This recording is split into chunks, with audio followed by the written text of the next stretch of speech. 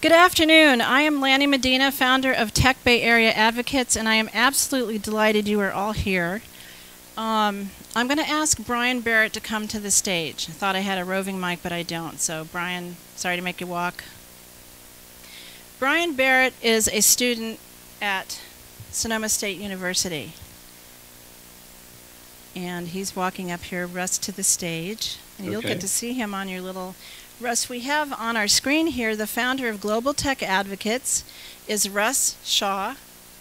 He's been a dear friend and colleague for 28 years. We met when we were 3. So Russ is going to be listening in, and Russ, you might be delighted to know that Craig Buxton, who worked with us at American Express, is in the front row. Hey, Craig. Okay, thank you for coming up. So I asked Brian to come up because I'm going to ask him a couple of questions, and you want to kind of speak right here. Sure. So Brian, you're a student at Sonoma State University. Mm-hmm. We're why you're here, and we are having this event here because this is all about taking what knowledge we have in the room with some incredible panelists and business leaders and consul generals de Mexico. Thank you, Hemi, for being here to tell you and other students what we're doing. So what brought you to this event? Well, thank you so much for inviting me out and the other students here. We're very eager to learn everything, so thank you for putting on this event and including us in it. You know, for me, I really love the tech industry. Tech's, you know, such a big part of our lives growing up, especially someone my age. And with so many changing elements in the industries, and there's not very many, you know, entries, you know, places you can just jump into the tech industry without understanding a specific niche or things like that. There's not really a program set. It's, you know, about learning from others and understanding where you can, you know, kind of get your foot in the door. And, you know, that's really why I'm here today, is I think there's so much opportunities to learn. And, you know, we have so many, like you said, speakers and panelists who have knowledge in their own industries and, you know, provide feedback for someone like me who's very interested in the tech industry. So after you see all the panelists between Salesforce and founders and CEOs of virtual reality companies and consuls general, who do you think you would want to talk to and ask them about how they did it, and if they can give you any tips? Well, I've always been a big fan of Salesforce, so I would probably say, you know, how did you get there? And, you know, with such a, I mean, it's just such a huge company, how did you eventually, you know, climb the ladder and make an impact at the level you're making? Thank you so much. I appreciate you coming up here. You bet, you bet. As I get started, because I'm such an inclusive person, I want to introduce someone who I've gotten to know very well over the past 5 months. And because he is a visionary and so responsive, he actually responded to a Facebook message because I didn't have his email on, and I said, well, forget it, he's on Facebook, so I'll just send him something. He responded immediately. We had a coffee. He went to Rocket Space with me, so Tech Bay Area Advocates is accelerating at Rocket Space, and we're looking for a home up here as well because we're co-located. And Bill and I have had a great time putting this together, and he knows why we're here. So I would like to introduce you all to Dr. Bill Silver.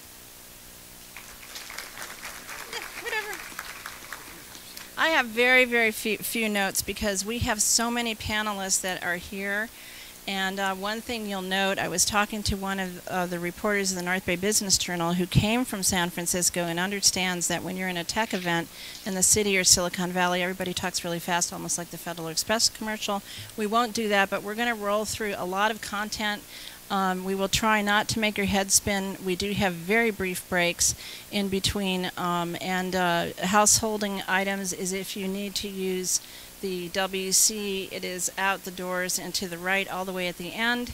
And that's really the only housekeeping issue that we have. So I just want to say that, again, I really want to thank you all for being here. It has been an experience to take down an event with no notice, Salesforce came to the rescue there because in the portion of the event where we had to take it down and let people know, please don't come, it was not us. We had no internet, no anything, no power. But Jonathan Miranda, who's the Director of Strategy Technology at Salesforce, was actually sending my emails for me. And as a result of that, it's just been a journey and a beginning of a tremendous partnership. So thank you, Jonathan, for that. Today we have over 9 countries, and we will review what is trending in tech verticals and how to grow the North Bay entrepreneurial ecosystem, which now, as we know, has new challenges. We've been through a painful journey up here. Some of our panelists have lost everything, and yet they are here. I asked, why do you want to be here? And they said, we want to move forward, and we want to rebuild, and we want to support entrepreneurs and tech coming into the area. So you know who you are. I won't identify you, but I'm very, very grateful that you're here. We are, for those of us who live here, a community centered on each other and on doing the right thing. And the grace of the people in despair who are at the same time helping others has been breathtaking over the past month. So thank you again. A quick description of who we are for those of you who have not heard me give the 90-second pitch. Tech Bay Area Advocates is the San Francisco Silicon Valley North Bay hub of global tech advocates, which is a coalition of over 5,500 tech experts, leaders, and funders in 50 countries and territories. It was started by Russ, who you see on the screen. I will tell you from personal experience, this is a very humble man and one who embodies inclusivity and giving back to the community. After we worked together at American Express, he and his lovely bride, who is from London, decided to raise their family in London, and he's been working at the top of tech companies all over Europe, Skype, Telefonica, etc. I'll let you tell, Russ. I can't remember your whole resume. I'm sorry. It's okay. So Russ imparted this vision around 2013, 2015, and I couldn't stop thinking about it because I'm always about wanting to help entrepreneurs. I had worked with a nonprofit briefly in rolling out a micro-lending program for the underserved community, but it's really where my heart is, and everything always ends up in that space, whether it's about students, building businesses, just keeping people going so that they can support themselves. There's no such thing as a handout in my world. It's always about a hand up. And so that's why we're here. Under the sturdy leadership of Dr. Judy Sakaki, who is an amazing president at this university, the deans and faculty I've had the pleasure of working with, including Dr. Bill and then Dr. Damien Wilson and Dr. Carlos Ayala, who's over there, Dean of the School of Education. This has been quite an experience because it's not the old-fashioned university where you go to school and you take your tests and then you kind of graduate and then you figure out what to do. This is about someone who's had the concept of getting an MBA in the wine business and built the Wine Business Institute. I'm not going to take your speech away. And people who are running it, Dr. Carlos, and I won't steal your thunder either, who is not only looking about what the Makers movement does for people and youth all the way through college in social emotional learning, but is in charge of doing that for all the CSU campuses. So we have deviated into an incredibly visionary type of a world here. Let's see what else. I'm going to basically express my personal thanks to Dr. Silver, and Dr. Damien Wilson and Dr. Ayala for always being here. Bill, I really appreciate everything you've done to get this event on. He has not only helped with content, with securing speakers, with financial sponsorship. When I get into a rut, I text the following: Obi-Wan Kenobi, you're my only hope. Here's the issue, can you help me? And he answers immediately, and then it's like handled in the next day or two. And it's just been a very, very wonderful experience, especially given what we've all been through in this county. So thank you. I told you what Jonathan did. I also want to do a shout out to Brandon Lopez. I don't know where Brandon, oh, there you are. So Brandon has several big roles at Salesforce, and he has always been on it in terms of not just saying, sure, we'll help you out, but sitting at the table in meetings and saying, why don't we try this, we could try this, we could try that, and really taking this area. And Russ can speak to what Brandon has done for London, because Brandon has been working very closely with Russ on all efforts around London, and we are very grateful for that as well. There's not many people like to thank law firms for anything, but in this case, we have a crew here from Pennington Manch, and you say, what is that? That's a pretty hotshot crew in London of, I think, 600 lawyers, 400 lawyers? I got a yes on both, so somewhere between 400 and 600 lawyers. And James, who I'm going to bring up in a second, you can come on up. I'm going to ask him to say a few words, because he has been on this journey with Russ from the beginning of starting Tech London Advocates. So when you came in, there was a slide, and it said Global Tech Advocates. And then you saw a little bunch of dots. Those are all the hubs, and they kind of worked on that together. Thanks to Penny Hartwood. You were there a second ago, Penny. I don't know where you are now. There you are, Penny. London and Partners for always being there, available to help with speakers and helping with bring female founders from the UK over here. And in 2018, we want your female founders in Sonoma County drinking our wine. So we will add that too, and we're kind of working on that. Also want to thank Alon Adani of Cornerstone Properties, not only for your sponsorship, Alon, but also for your recent donation of space to our community to house the local assistance center in FEMA. Wow. We're really grateful for that. You've really pulled the community together, and Pauline and Robin right there with you doing that. Cornerstone is foundational. Actually, can I say Cornerstone is a cornerstone in this community, and have given a tremendous donation to our victims and residents of the community. How many people are here from Sonoma Media? Wow! Okay, so thank you all for being here. Brad Bollinger and Steve Falk, thank you so much for all the media you did around this. 9 quarter-page ads is an amazing amount of press, and we just really appreciate how you supported this effort. And Brad, of course, I promise that Tech Bay Area Advocates will have a booth at Book of Lists in January. So we can't break that tradition, can we? And Sonu Chandy, who is a new add to our entrepreneurs panel, we can acknowledge him later, but he's been a terrific partner. Many conversations with him about how to build Santa Rosa before fires and now since fires. And now I'm going to have James do a little welcome, and then Russ, I'll take it back and go to you. Okay.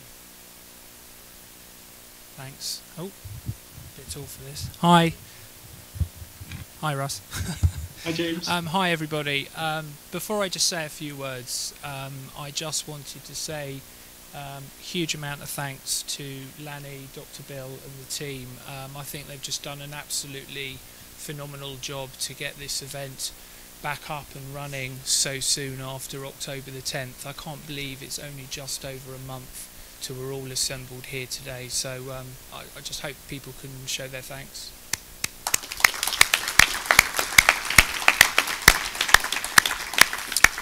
I'm not going to talk for very long because, as Lanny said, I am a lawyer and people get bored of lawyers very quickly. So I just say a few words and a few thanks. I wanted to say a few words about, I suppose, our association with Tech London Advocates, with Russ, and with Global Tech Advocates. We're a UK law firm. We've been involved. I've been fortunate enough to have been involved really since, I suppose, the very start of Tech London Advocates. I was fortunate enough to meet Russ in a coffee shop in London. Russ will remember the story well. Back in 2013, and I met up with Russ actually to ask him if I could possibly have an introduction into some of his colleagues at a very large semiconductor firm. And I met up with Russ and I said, you know, is it possible to get in and to meet some of your colleagues? And I remember Russ saying to me, yes, of course, no problem.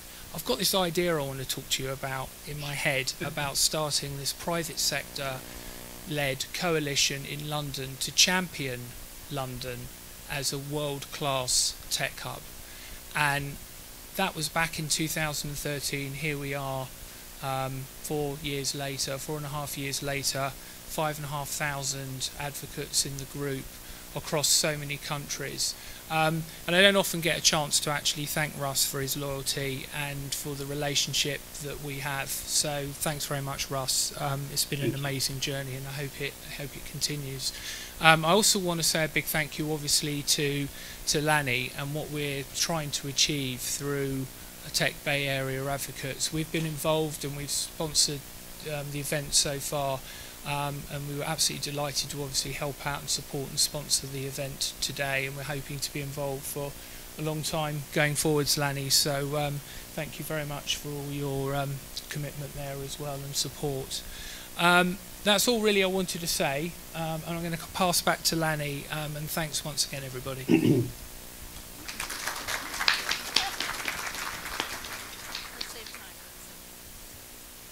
I'll be quick. So Lanny was kind enough to give me a couple minutes up here. I just want to, on behalf of the faculty, students, staff, and other leaders at the university, welcome you all to our home. It's great to have you here at Sonoma State University, and for those of you that have traveled beyond the immediate region to our home more broadly in Sonoma, Napa, here in the North Coast that we call wine country. So welcome. We're thrilled to have you here. In half my life, I'm out in the community, but the other half, I'm here on campus, and in that role, sometimes I find myself as a professor. This is an educational program, and so I hope it's not too far of a stretch to think of you all as being my students here today. It wouldn't be a Sonoma State education program if you were just there to receive information. So I do hope you learn a lot today, and that's certainly one goal of the program, but it's necessary but not sufficient. I want you to do something with the information that you get today, and so I want to offer two challenges. Both have to do with transformation, how we change from who we are to where we need to go next. The first challenge has to do with something that's happened in our community, and Lanny spoke about this quickly. It was just a few short weeks ago that we were in this firestorm crisis, and everyone here has been impacted in some way, some in some very personal and devastating ways. If you saw the national news media, words like devastation, destruction were rampant in the coverage. We're not devastated. We're not destroyed. We took a body blow. It's been tough, and I don't want to minimize the impact on some very dear friends and people in the room. But we're still here, and we're still strong. So the challenge is not to help us rebuild, but help us transform, because in every crisis there is an opportunity. And the opportunity for us is how we transform the North Bay. The people, the brain power in this room can be a part of that solution, because if you think about what happened, and this is a story maybe you haven't heard, in some ways our technology failed us, because the first thing to go down in our crisis were the cell towers, and what saved us was our agrarian roots. The vineyard served as fire breaks for many of us in the community. Now, that's oversimplifying and overstating, and I think the solution in transformation is where tech meets ag, and that is an opportunity for us today to explore that. So the first challenge is to do something about our future and transformation, and really explore how technology and agriculture working together can help create a prosperous future for the North Bay. The second challenge has to do with who's going to be in these seats 20 years from now. With the exception of the table in the back there with our students, I hope all of you are here, but the people who we expect to be in this room are actually out on campus walking around. We have 10,000 of them, 10,000 eager students that are part of the solution. Here's the challenge that we face with them. They're likely, by Department of Labor statistics, to have, I don't know, around 14 jobs by the time they're 39 years old. So our challenge is to prepare them for jobs that don't yet exist, to use technologies that haven't been invented yet. That's a daunting task, but I know that the people in this room can help us figure out what that is. So I look forward to working with you with these challenges tonight. I would love to tell you about all our programs, but that's not why I'm up here. But if you catch me at the reception afterwards, I'd be happy to share with you what we're doing in the Wine Business Institute, the School of Education, the School of Business and Economics, and the rest of what we're doing at Sonoma State. Thank you so much for being here today.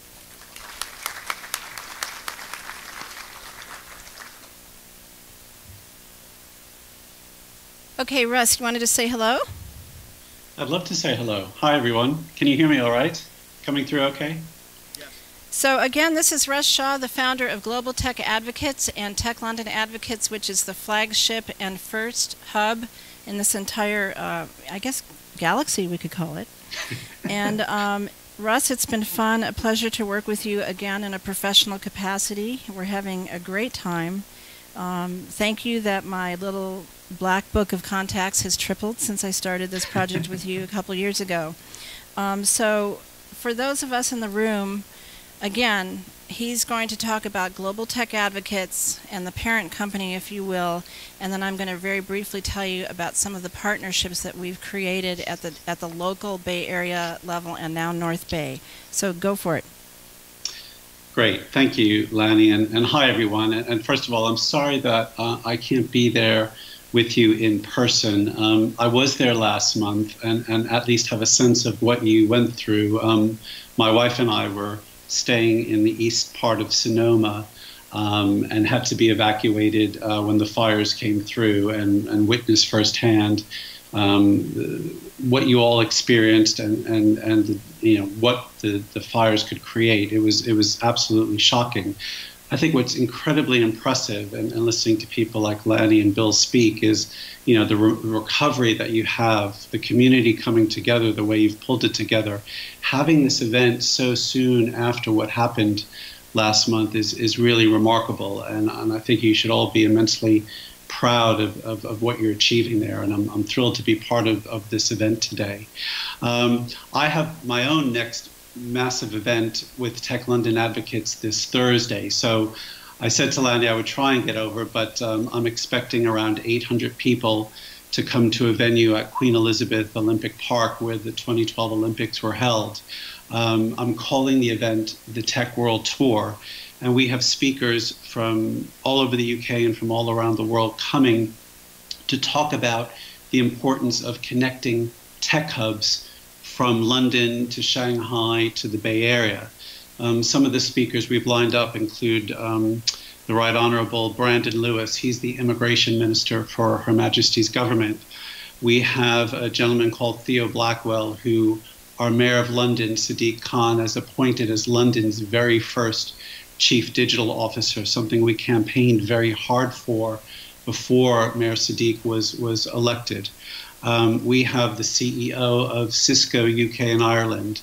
We have the head of Salesforce Ventures, Alex Weil, coming to speak to us, and Maggie Philbin, who spoke at Lanny's launch event last year in Oakland at the Kapor Center, is back to do some sessions with us as well. And finally, we have the Indian Indian ambassador to the United Kingdom. So we have a really good lineup of international speakers.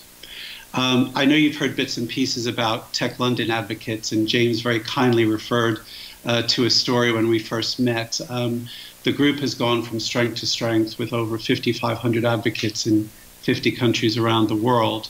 And actually, there are over 100 Tech London Advocates in the Bay Area.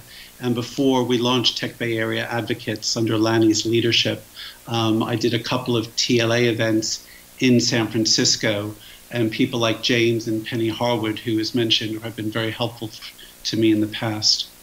Our group in London now has around 45 working groups, and some of them include our TLA Women in Tech group, which has over 2,000 advocates, and actually they're doing their own big event on the 23rd of November.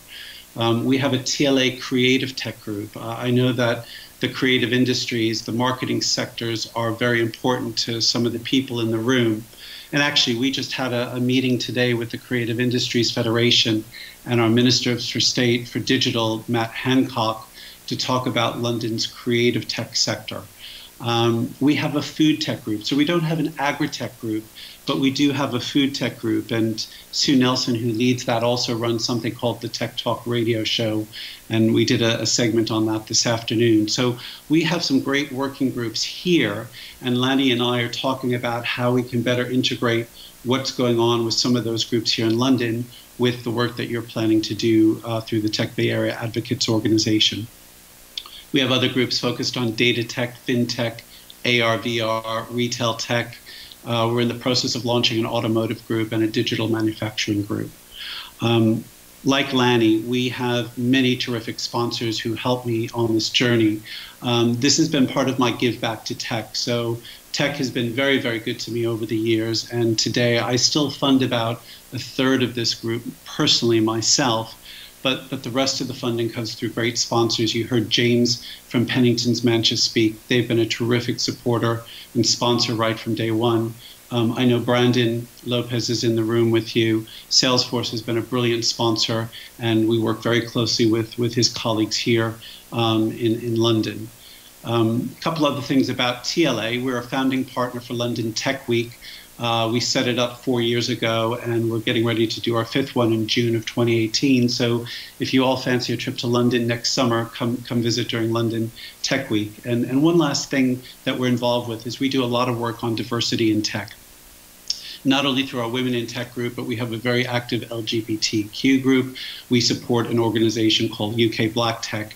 And next month, Change Catalyst, which is an organization behind tech inclusion, which you may have heard of.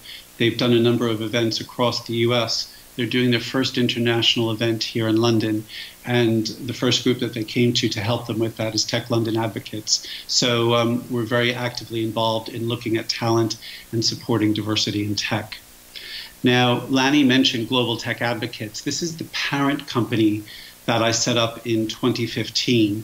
And there are sibling organizations where I license the brand, the IP, and the operating principles to like-minded visionary leaders like Lanny, who are probably a little bit crazy like me. And the first group that we launched was the Tech Nordic Advocates Group in 2015, which covers Scandinavia and the Baltics. And they have their next summit in Helsinki on the 28th of this month. Other groups that launched in 2016 are Tech North Advocates, which covers the north of England, including Manchester, and then, of course, Tech Bay Area Advocates. For me this year, it's been an incredibly busy year, not only running the London group, but we've launched siblings in Belfast, Singapore, Spain, and most recently in Shanghai. So I was in Shanghai 3 weeks ago, and we had 500 advocates at the launch event there. And what was really so rewarding for me was the look, the feel, the spirit, the attitude in the room was very consistent with what you have going on there right now, and very consistent with what happens with the London groups and the other groups that we set up around the world. Next up is Tech Bogota Advocates. So if any of you fancy a trip to Colombia in March of 2018, they will be the 9th sibling organization and the first Global Tech Advocates group in Latin America. Now, one last point to make. Many of these groups also focus on trying to give back to their communities.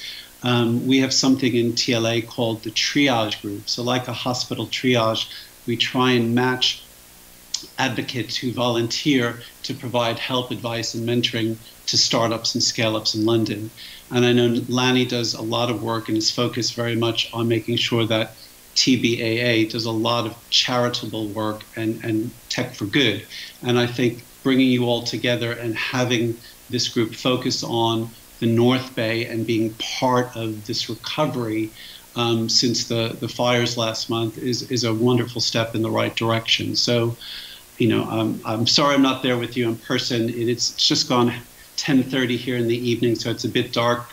You're in my kitchen. Welcome to my home. I really wish you all the best for the rest of the event today. I'll stay on for a little bit longer, but then I'm going to need to put my head down and get ready for the next couple of days. So Lanny, congratulations, and thank you for doing this. Thank you so much, Russ. I really appreciate it. My pleasure. I want to bring this down to the people in the room. How does this work? So big deal. We have 5,500 advocates, 50 countries. How does that work? We are organized through a proprietary online system where when we become advocates, there's no joining fees, there's no membership fees. We are all pro bono. We are private sector led. We won't go into some of the experiences some of the hubs have had where governments want to invest in the group and perhaps dictate an agenda. So that's not what we're all about. what happens is when you're in our proprietary system, if you have an idea and you want to put an accelerator up in Cairo, and you want to know what's going on in the Bay Area or London, you set it up as an activity in Profinda, and up pops all these people who are interested in what you do, and you can pre-matched, which means if you say in your profile that you are all about setting up accelerators, you will suddenly have a large group of people to work with. So that's how we have so much cross traffic. Even with that, our email traffic is pretty heavy, but it rolls. Russ, I don't know how you do it, to be honest with you, just all that, wow. So Russ does outsource some things like the branding, and there's just a lot of activity going on. So some days it's, on the phone at 7 with London, and then 8 p.m. it's on the phone with Subhash in Singapore, who just launched, who's been an absolute pleasure to work with. So that's the way it rolls. Very intriguing, always provocative. I just have a few announcements, and I'm going to go through them quickly because we're a little bit behind here. And then I'm going to ask our tech folks. We have our CTO, CIO, Steve McIntosh from our board, who is going to help me switch from Russ to slides, because I am that lame, or Jonathan. So basically, we are announcing some really great things. We have established a long-term partnership with Salesforce. We love you guys. When I was at Schwab, we were one of your early adopters and put in several $100,000 into a proprietary system that was able to talk to the Schwab proprietary system and get through all the NASD FINRA walls, which is significant, as you can imagine. And we are looking forward to having you back up here for our spring event. And Brand and I are going to go check out reInvent, which is a space in San Francisco, and look at something that we can do that down there, which would bring up more advocates from Silicon Valley. We have a pretty large region in the Bay Area. So if you have business interests from Silicon Valley, East Bay, North Bay, and San Francisco, we're on your team, and as an advocate, you can access that. We are also have partnered at their invitation with something called SEC2SV. That is run by Mind the Bridge. They're sort of a hybrid of an accelerator and a venture capitalist. They basically scout out incredibly talented company for investors. They live in, they're based in Silicon Valley. SEC2SV is Startup Europe to Silicon Valley. We were at that event, and we were also at European Innovation Day. And then what was really fun is a delegation from there, including Alberto Acito from Italia, who's going to speak to you soon, came up here, and we did a little wine country event up at Christopher Creek Winery, which is owned by an SSU alum, wherever he is in the room. Dom, I don't see you, but that's how the world gets smaller. We also have a formal partnership with the EPIC Foundation. So we are doing 2 events in early December in San Francisco with the founder of that. It is called Venture Philanthropy. This is where Alexander, who after building a messaging system, sold it to BlackBerry and retired, if you will, but he didn't retire. He goes around the world several times a year looking for the perfect nonprofits who are so well managed that they can get through his criteria. Now, I witnessed that grilling, if you will, and it was just, very intense. You have to have everything nailed down, your financials, your everything. And he only invests it's a significant amount annually in about 8 nonprofits a year. So he's in his 3rd year. He's all over the news, just like Russ, Bloomberg, Financial Times, et cetera, in multiple languages. And that's been a pleasure. So we are doing an event together at the Google Community Space in San Francisco on December 7th. So you're welcome to join. And then the next day, of course, is the fabulous British American Business Council event, which we are also now a member of, and happy to say that we were able to provide an auction item for their annual gala, which has a small number of about 1,000 people at it at the Fairmont. So that's going to be a blast. So, and thank you, Ed, for helping us with that. we went to visit the female founders who were at the British consulate this year. We are now looking at possibly doing the same thing with female founders that we did with the SEC2SV, bring a delegation up and hosting up here. Again, wine country is open. 90% of our county is open. There's a lot of wine flowing. There's a lot of food, so welcome. Come on up. Tourism is very important to us. We're going to continue doing projects and events with Dr. Bill Silver and team at SSU in the School of Business and Economics. And when that Wine Business Institute, which is, correct me on this, it is now the Wine Spectator Wine Business Institute that is being built? That's the building. Okay, so we will have a smaller event there and look forward to joining that. We have been approached by a number of entities to look at building an accelerator up here or incubator. So we are in talks. You know, it's not quite public yet, but we are looking for how to do that, and pretty sure that we found the great right people who can do that with us. And we're very excited about that because Rocket Space, where we're incubating now, has one of the biggest ag accelerators in the world. It's called Terra, and we will bring Terra up here, and we will bring Duncan back. Duncan is the CEO and founder of Rocket Space, which has launched over 1,100 companies, 17 of which are unicorns, including names you might be familiar with like Uber, Spotify, Zappos.com, etc. So Duncan will come back, we will bring that in, and then we can have further discussions on that, and hopefully by then we'll have a little bit more traction on rebuilding our North Bay. We also are pleased to announce, we are under NDA, so can't tell you all the names, but we have 5 companies looking to come here. They do not need residential housing, so don't worry. We have one, is a biotech company, which is in the East Bay. It's Massachusetts-based, and the site director there is working with Boston to make sure that the employees that have been working in northern East Bay for a while are going to, that parent company will pay for their train to come up here and work in North Bay. So that's coming. We have a data tech company. We have 3 others that mostly need co-working office space. There's a big need for that here, at least if you look through my lens. You have some people on panels who have some very intriguing business who would love to be up here, and they don't necessarily aren't going to be living up here. They're going to be running all over. And of course, we're putting in our request now to have Salesforce up here at some level. App Exchange, Salesforce. Wouldn't that be great? Yeah. The working groups in London are incredibly impressive. 45. We're not there yet. So when you heard Russ, I hope you kept in mind that that's where we want to be when we get to the 5-year mark, where we're just very active around the entire Bay Area.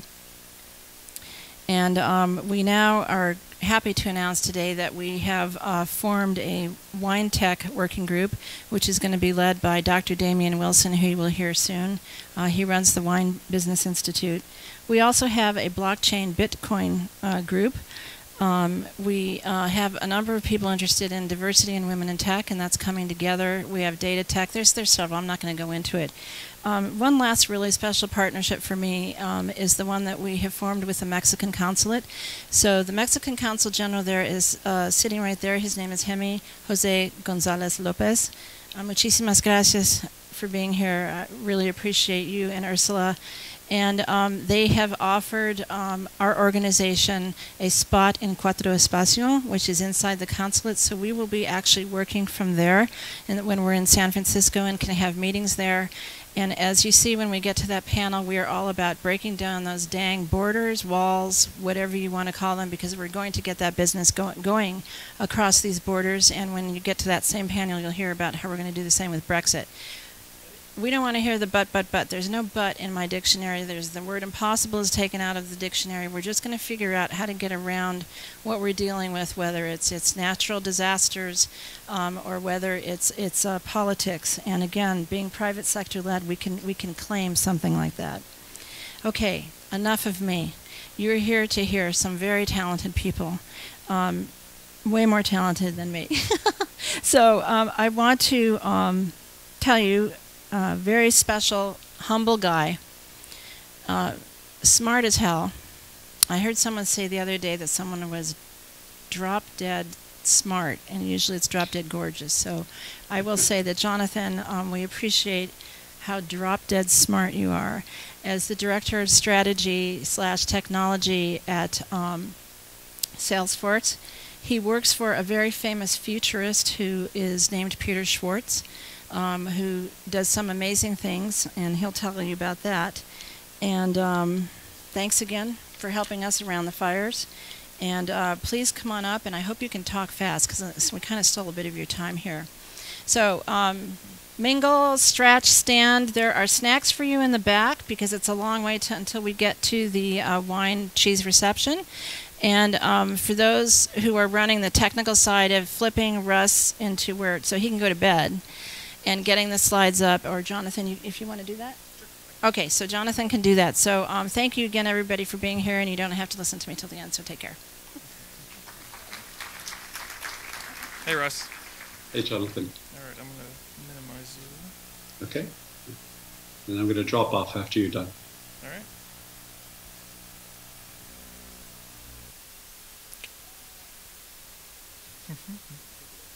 Yes. Can I take this off? Yeah. All right. Awesome. All right.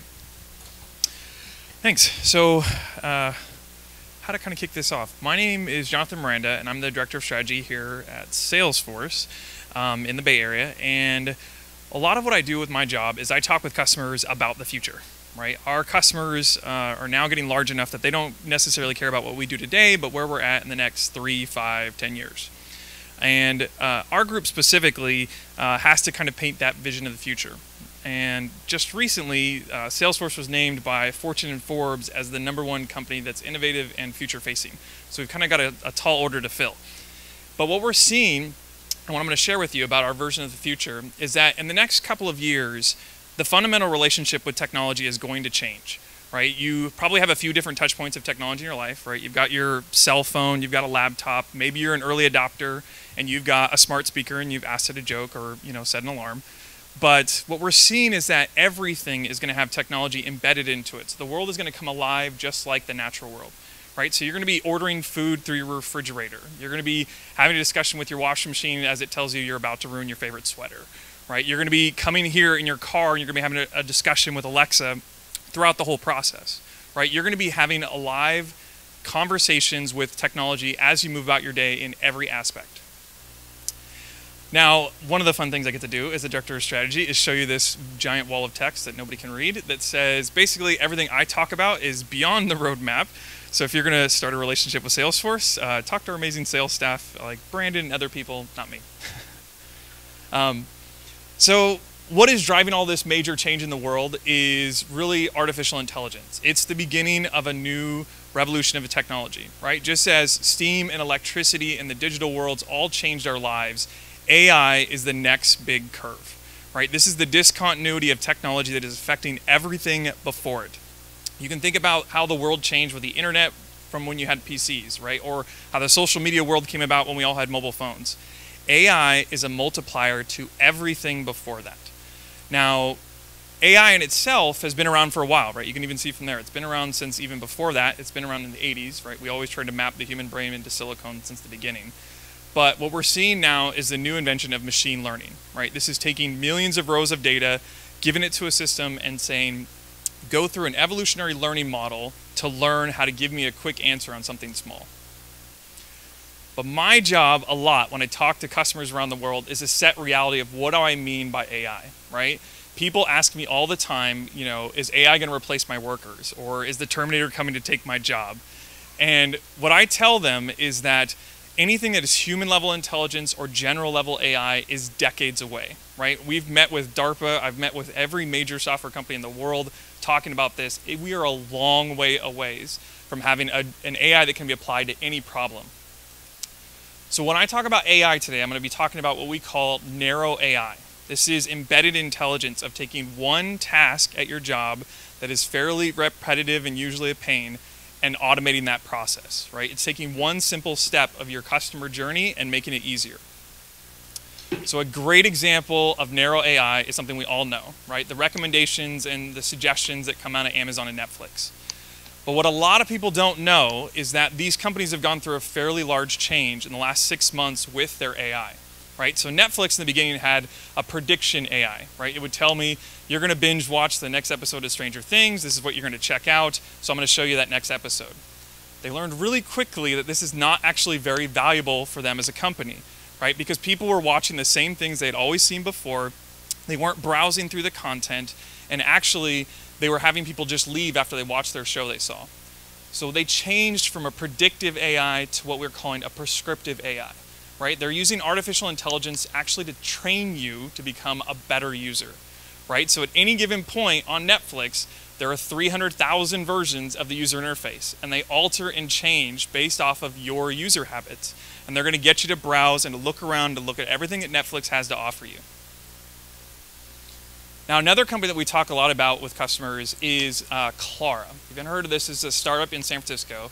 And basically what they do is they provide for everybody an artificial intelligence that can help schedule meetings, right? So if I have a meeting with a bunch of customers, all I have to do is I CC in Clara, and what she'll do is she'll email individual customers out, she'll find out their schedules, she'll find a place for us all to meet, and she'll set it all up, and I don't have to handle anything. Now, the amazing thing about Clara, though, is that it's one of the first hybrid AI companies in San Francisco. And what I mean by this is that no AI is perfect, right? Every AI knows there's an error rate, that it doesn't know how to handle that next email, or it doesn't understand the next step. So what they have is they have a hybrid system where they have executive assistants on staff that will look at an email that Clara says, I don't know how to answer this. And the human being will step in, they'll answer the email, they'll take the next step, and inherently they're training the AI to get better and better.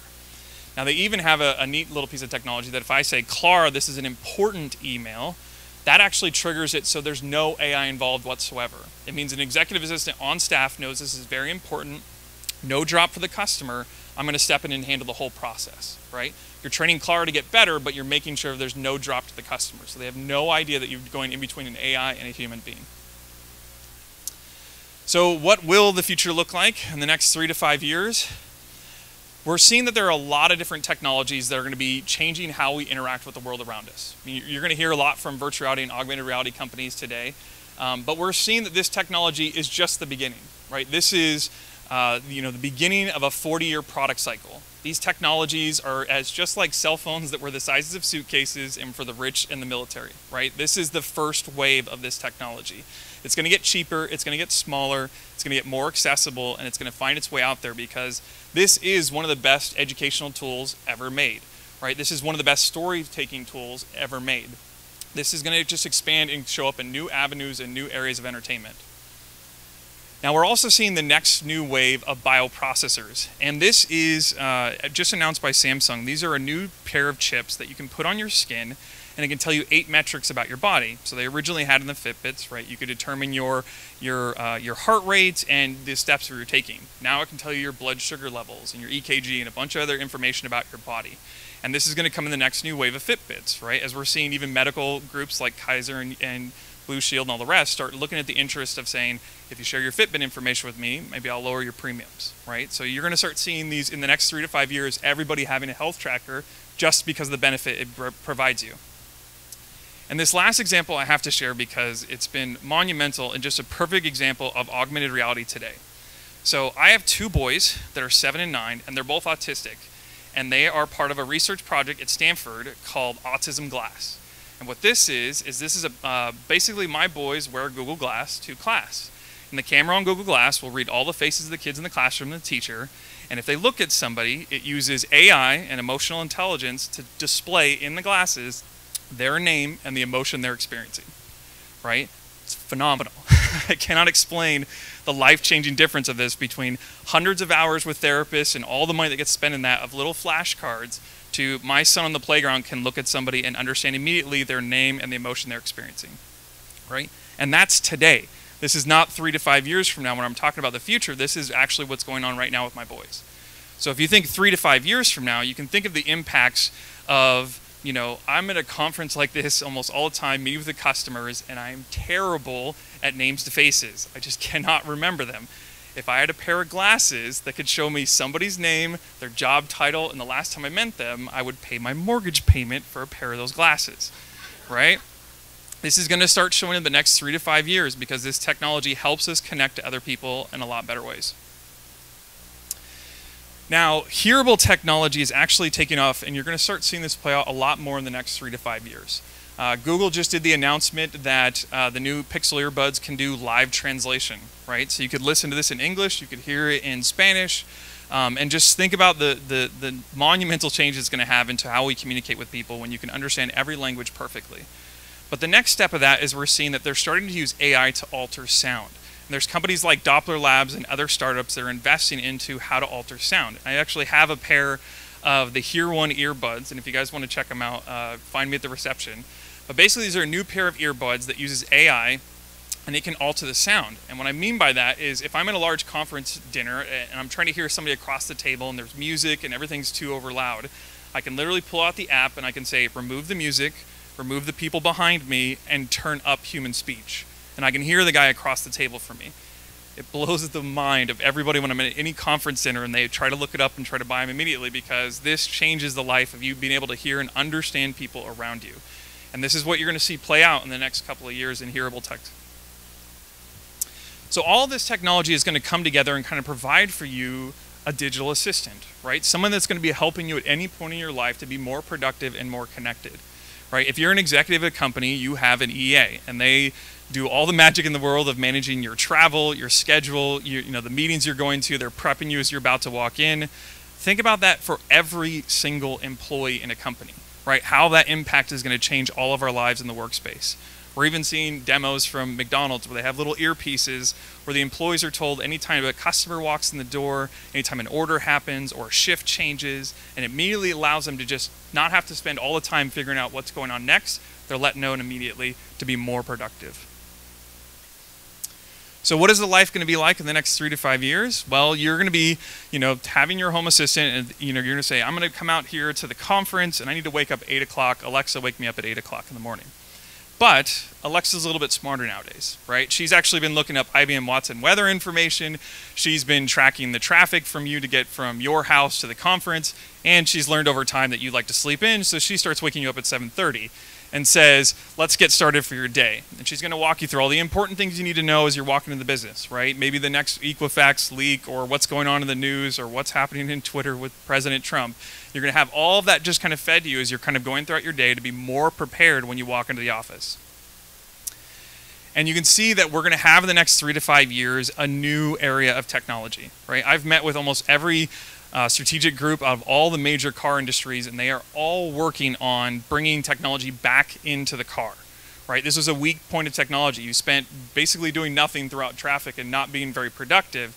You can think about it now where I could have a conversation with Alexa and say, hey, Alexa, those 2 slides from my future work presentation, I need you to actually put them at the end of my keynote. And can you walk me through my schedule for the day? And you're just going to be more productive in that environment as you're getting to your job. And your job is going to fundamentally change. I can't tell you how many different companies I've met with that are working on bringing technology into the job to be more productive. So think of the impact of you're in a meeting and you have Alexa recording the entire meeting. She's providing you a transcript. She's providing you automatic meeting notes. She's automatically sharing that with people at your company to that couldn't make it to the meeting. Or she'll even play the role of an executive assistant and look at who's in the meeting, what's being shared, and she says, you know what, you don't actually need to be in this meeting.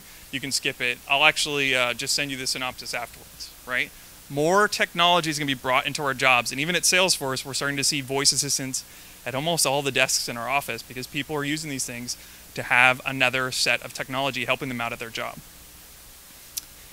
Now, this last one is about as futuristic as you're going to get. This is a company called Dreamscape, and you can imagine at the end of your day trying to figure out how you're going to connect with other people and how you're going to enjoy entertainment. Well, they're all trying to figure out how to get you to go back to the movies and to go back to the mall, right? This is a big millions and millions and millions of dollars that are being funded towards this initiative by AMC and Westfield and 20th Century and Warner Brothers and Steven Spielberg and all the rest to design what is called Dreamscape. And it's going to come out next quarter, in the first quarter of the year. And this is a shared virtual reality experience. So you can go to the movies to go see the new Blade Runner, and then you can put on a virtual reality helmet and the latest in motion capture gloves and little boots, and you can step into the world of Blade Runner for, with 10 of your friends for $15, right?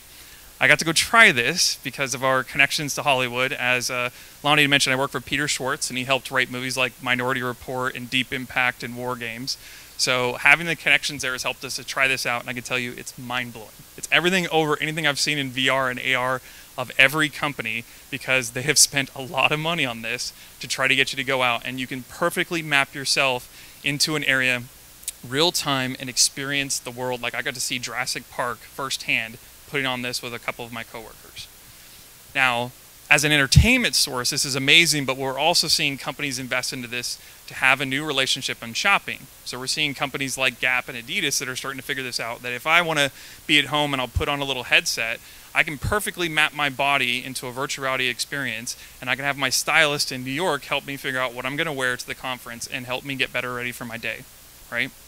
Next 3 to 5 years, going to see this play out more and more into retail spaces where people are using these to have new connections with people around the world. So why are we not there today, right? All this amazing stuff I'm telling you about in the next 3 to 5 years, what do we need to get there? Well, we need the next wave of AI, right? We've kind of gone through 2 waves already. The first one is really, what was in TurboTax, right? A really handcrafted knowledge piece where somebody as a programmer put in all this, the different steps and the different things you needed to do in their program.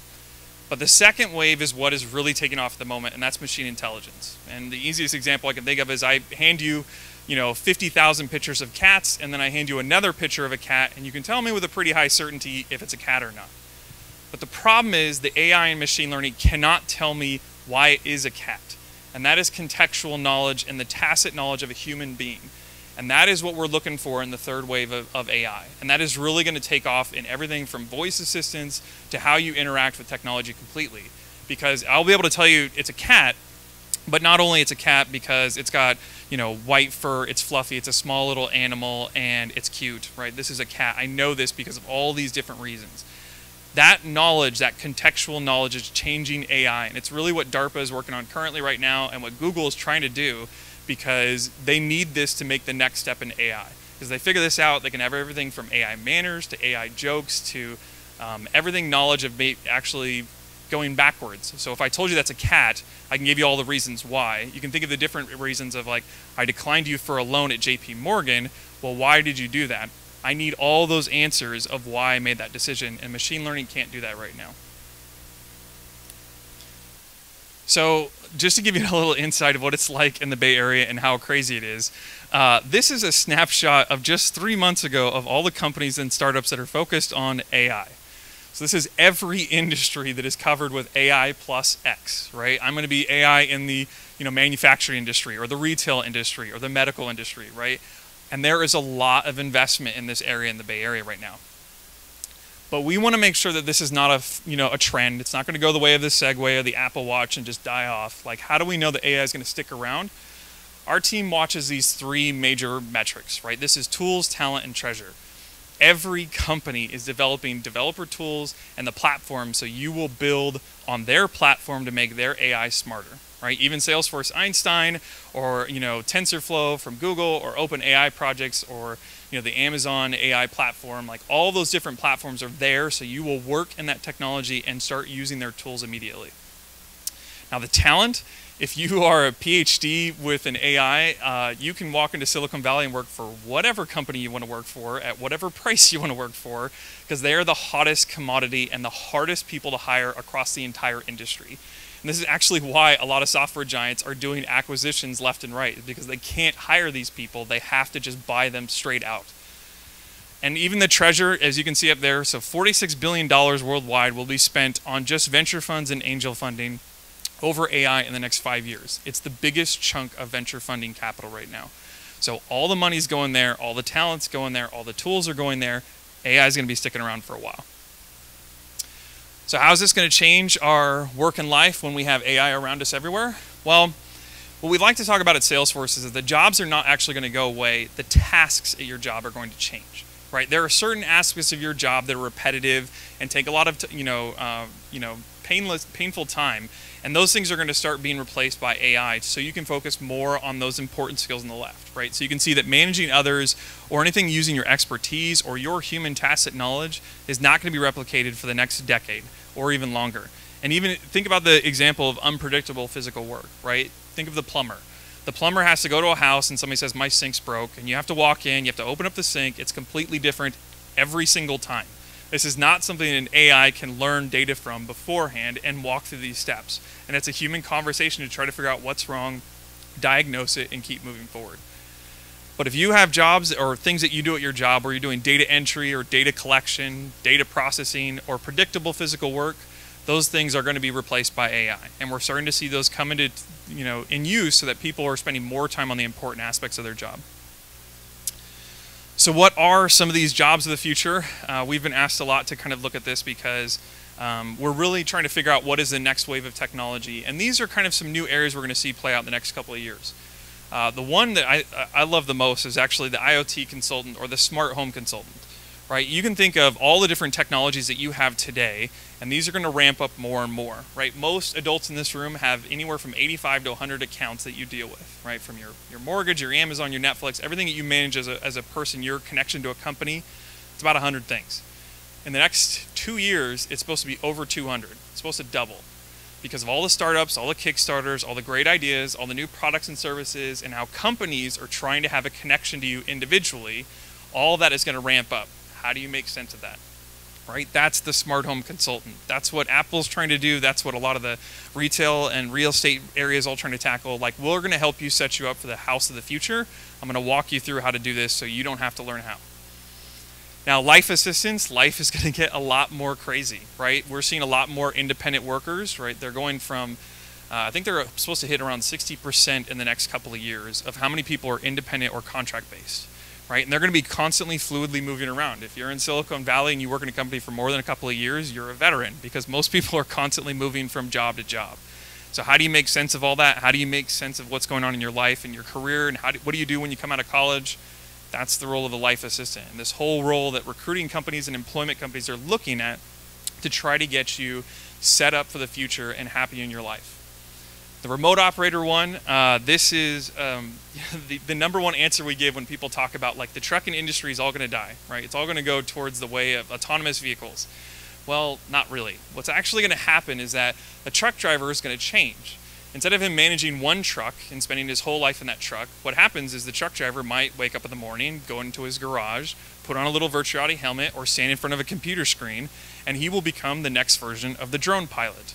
Right? He will manage one truck that is dropping off a load at a warehouse, and he will drive that truck virtually, and he will get it from the warehouse to the freeway, and then he'll turn on autonomous vehicle driving, and he'll leave it, and he'll jump into the next truck. And that truck will go off through the freeway, and he'll manage another truck, get it to the freeway, another truck, get it to the freeway, another truck, get it to the freeway, and to the point at the end of the time, he will actually go back to the last truck that's actually made it to his destination, and then he'll have to drive it to where it had to do the drop-off. Right? A truck driver is not going to be managing one car. They're going to be managing a fleet of vehicles. And we're going to need more truck drivers because I don't know about you, I have a pile of Amazon boxes in front of my house. And as this stuff is becoming more and more prominent and we're buying more and more things, the distribution model is going to change. We're going to need more vehicles on the road. So we're not going to get rid of them. We're just going to change the job a little bit. And when we're thinking about signs of the future within Salesforce, like when we're trying to think about what is going to actually happen without technology, we actually look at this metric and we call it internally something kind of fun, the creepy to cool factor. And that is when we talk about technology, there's a lot of times that people get a little weirded out about it, right? We're in another big wave of technology. And with every major wave of technology, there are always the people that push back and they freak out because it's easier for them to understand how technology will do wrong and not how it will change our life for the positive. Right? So buying with your face, the biometric translations, right? This is a big change. And I can tell you that almost every single major retailer is working on the fact that I will be able to walk into a Walmart, I will pick up an item, I will walk out of the Walmart. I never had to pull out my wallet. I never had to pull out my phone because they knew immediately who I was the second I walked in and they knew how to charge me, right? It's a little weird right now. You're thinking about they know my face as I walk in the door. They do. And a lot of companies that we talk about, they're trying to figure out how to provide a benefit to the customer with the information they have. So we're going to start seeing buying with your face and the retail experience become new and pretty cool in the next couple of years. Now, preemptive retail, I can tell you that a lot of companies are getting to the point where they can automatically send you things that you thought you were going to buy because they know you're going to buy it. Amazon did a study that said like 67% of the amount of things that you buy in a grocery store in a retail experience, you don't want to, right? You know you're going to buy your eggs, your bread, your milk, your toilet paper. There's all these basic necessities of your life that you know you're going to buy and you don't want to go out of the house to buy it. Well, they're just going to start sending it to you because they already know at this point what you're going to be doing. They already know what you're going to probably buy. And if you don't like it, you just leave it on your doorstep. But if you do, you're going to pull it in, they'll automatically charge you. And this is how retail is going to change from it being not even subscription-based, but preemptive in their attempts to sell you something. And the last one, I always love talking about this example because a lot of people don't know about this. AlphaGo kind of went through a revamp, right? This was the big system from Google that took, shocked the world and, beat the leading Go players around the world. Well, AlphaGo Zero is the new version of that. And if you haven't heard about this, you should, because this is one of the most interesting changes in artificial intelligence. It's called AlphaGo Zero because it didn't use any training data. So AlphaGo read every single Go game basically in history from all the best players and learned from that model. Where AlphaGo Zero just knew the basics of the game and then played itself. And then it played itself and it played itself. And it went over this in a week. In 7 days, it was 200-0 beating the AlphaGo system, and it had beaten every single player before that had ever tried it. Now, what people are doing now is they're looking at it, they're realizing there are all these strategies and all these moves that came out of this system learning from itself, not by human beings saying, this is how you play AlphaGo. Like it invented entirely new strategies. So the idea that we need training data to train these AIs is going to start going away in the next couple of years because they're going to actually be able to analyze and look at things from a different angle than we ever have and show us a new way to attack the problem. Now, this last one I have to share with you just because we're in Napa Valley and this is an amazing company. We met with them in Chicago and they're actually doing the first wave of autonomous RVs. It comes out in the first quarter of this year. And if you ever want to take your family to Napa Valley or Yosemite or the Grand Canyon, what you're going to be able to do is go online, type in the, this address for Lippert Components, and you're going to be able to buy a trip. And an autonomous RV will drive up to your house. You'll pile your whole family in, and it will stop at the restaurants you want to stop at. It'll drive throughout the entire night, and it'll provide a whole new realm of travel and entertainment as you get from your place to your destination. Now, when a lot of people talk about autonomous vehicles, they say how the world's going to change and go in the dark, but they don't think about the positive versions of what we can do with this technology and whole new industries of the travel industry that are going to open up because of autonomous vehicles. So I'm going to, guard you against what you're going to see in the news and the media about AI. I talk constantly about what we're changing the world with AI and how technology is going to make everything better. I always show this quote, because this is straight out of Time magazine. This is, the automation job list, right? The entire industries are going to disappear because of automation, or the entire service and office jobs are all going to be eliminated by technology. And we all should be trying to figure out UBI and what we're going to do next and, what's my job going to be. But I love showing that this quote is from 1961, right? This is not new. Every major wave of technology, there's always pushback. There's always a reason why we need to figure out how it's going to do wrong. And what we show is that it's a failure of imagination of how you can think about technology is going to change. I work for Peter Schwartz again, that he is one of the original founders of the internet. And he says when the internet started, nobody would have said there's going to be a job and a whole division to manage the Twitter account for a social media division for every major Fortune 500 company. Well, think about what AI is going to do for you, and you think about that future. Don't think about the jobs going away and the automation being replaced. It's about what's possible with AI now. So thanks, and hopefully I gave you a brighter version of the future ahead. So.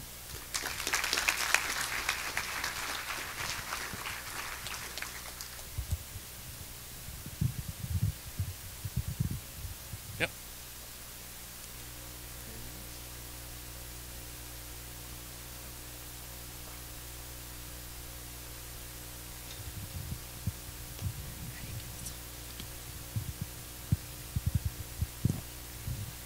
How did you like that? Wasn't that great? Good. It's mind-blowing. I absolutely love the Google Glasses for autistic children. What an incredible life those kids are going to have because they are able to read something that they formerly weren't able to read. and they can handle those social cues. A couple of quick thanks, and then I'll bring Peter up. So part of the wonderful things that happen when you're a startup nonprofit, and I really don't want to ask locally, because we have the largest number of nonprofits per capita in this county and the entire state of California. So I'm very careful about bringing dollars outside the county into what we're doing, because it's more relevant and it makes sense. And in time, things happen. So when you have coffee with someone who's just a very kind, dynamic woman, she happens to be from Turkey, and then she mentions that her husband is basically a programmer and a webmaster, and they take your somewhat clunky WordPress website and then they rebuild the whole damn thing for free in record time. I want to personally thank Fethi Gökçe and Firuze Gökçe for everything you've done for Tech Bay Area advocates. We look very, very professional now, and we've gotten a lot more attention because of the way we look. And I really, really thank you for that. So why don't you stand and take a bow. This is Fethi Gökçe. And that is Firuze Gökçe. And she may have spoken to you earlier. They run AFMeter, which is an analytics company, and they also run eBizTeam, which obviously makes incredible websites that are real time. So thank you again. Also want to thank our board. So our board is right now half in London and half here, because that's just the way the world rolls in this industry. And Stephen McIntosh over there, he's a CIO, CTO type. And thanks for getting everything together. And we have Daniel over in London. Russ is an advisor to our group, obviously. So very grateful. And in time, as we get settled and we understand exactly what projects we're taking on, we will expand that group and have several people from Silicon Valley who want to join our board. So whether it's Zoom or Google Hangout, it's just the way we're going to roll. So let's get back onto the fun stuff. So deep gratitude to Peter Wilkins for taking on this panel. This is officially the AR VR AI panel. And he is from a company that he founded, and he is the CEO called Emergent VR. So welcome, Peter. And thanks for coming up. Thanks for meeting me at Rocket Space a few times and getting this rolling. And he's going to introduce his panelists. And we have one from, I guess, London. Satish is from London. And where is Yoni? Oh, there he is. I was like, uh-oh. All right, there you go. Thank you. All right, you go. Hello, everybody. As Lonnie mentioned, I'm Peter Wilkins, founder and CEO of Emergent VR. Thank you very much for having us here today. So to get started, I wanted to thank Tech Bay Area Advocates and Lonnie Medina for hosting this event. So thank you for making this possible. And also thank you to Sonoma State University for hosting this event. So I'd like to go ahead and get started and give a quick introduction of myself and my company, and then introduce our panelists. So Emergent VR, our mission is virtual reality for everyone. We were founded in January 2015. Before that, I was a graphics engineer at DreamWorks Animation and Disney, working on movies you may have heard of, like Toy Story 3 and How to Train Your Dragon 2. Coincidentally, I ended up working on How to Train Your Dragon 2 with Satish many years ago, and had no idea he was going to be on this panel. So, small world. Satish?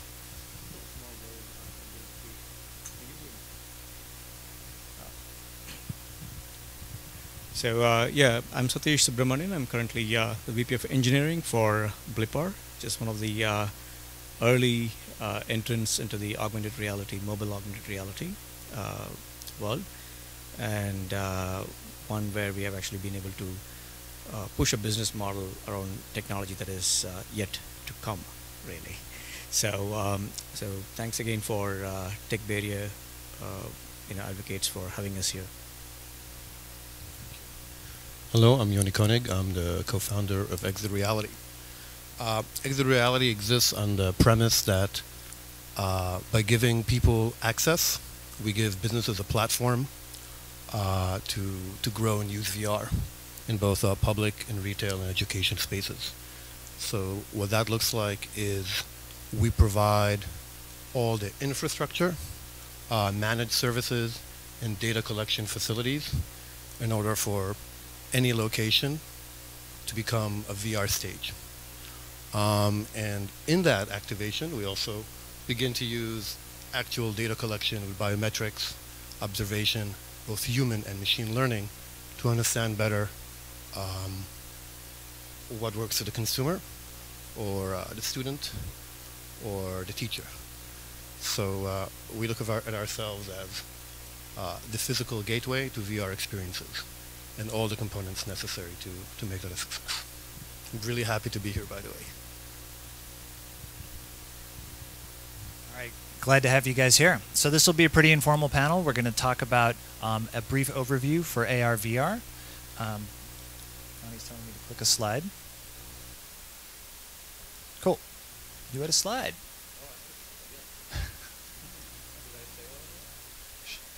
It's a cool slide, so we'll leave that one up. So we'll do a brief overview of VR and AR basics for those of you to whom it's new. We'll talk about VR education and training as it relates to people in this room. And then we'll move into 360 film and then enterprise usages of the technology. So to get started, Satish, you mentioned you're Vice President of Engineering at Blipper. So what does Blipper do exactly? What's their business model? So Blipper, when Blipper started off, it was like most startups that we know of, start off in the pub. When the founders of Blipper, Rish Mitra and Omar Tayeb, had a challenge, like, how do we convert this 20-pound note into something more interesting?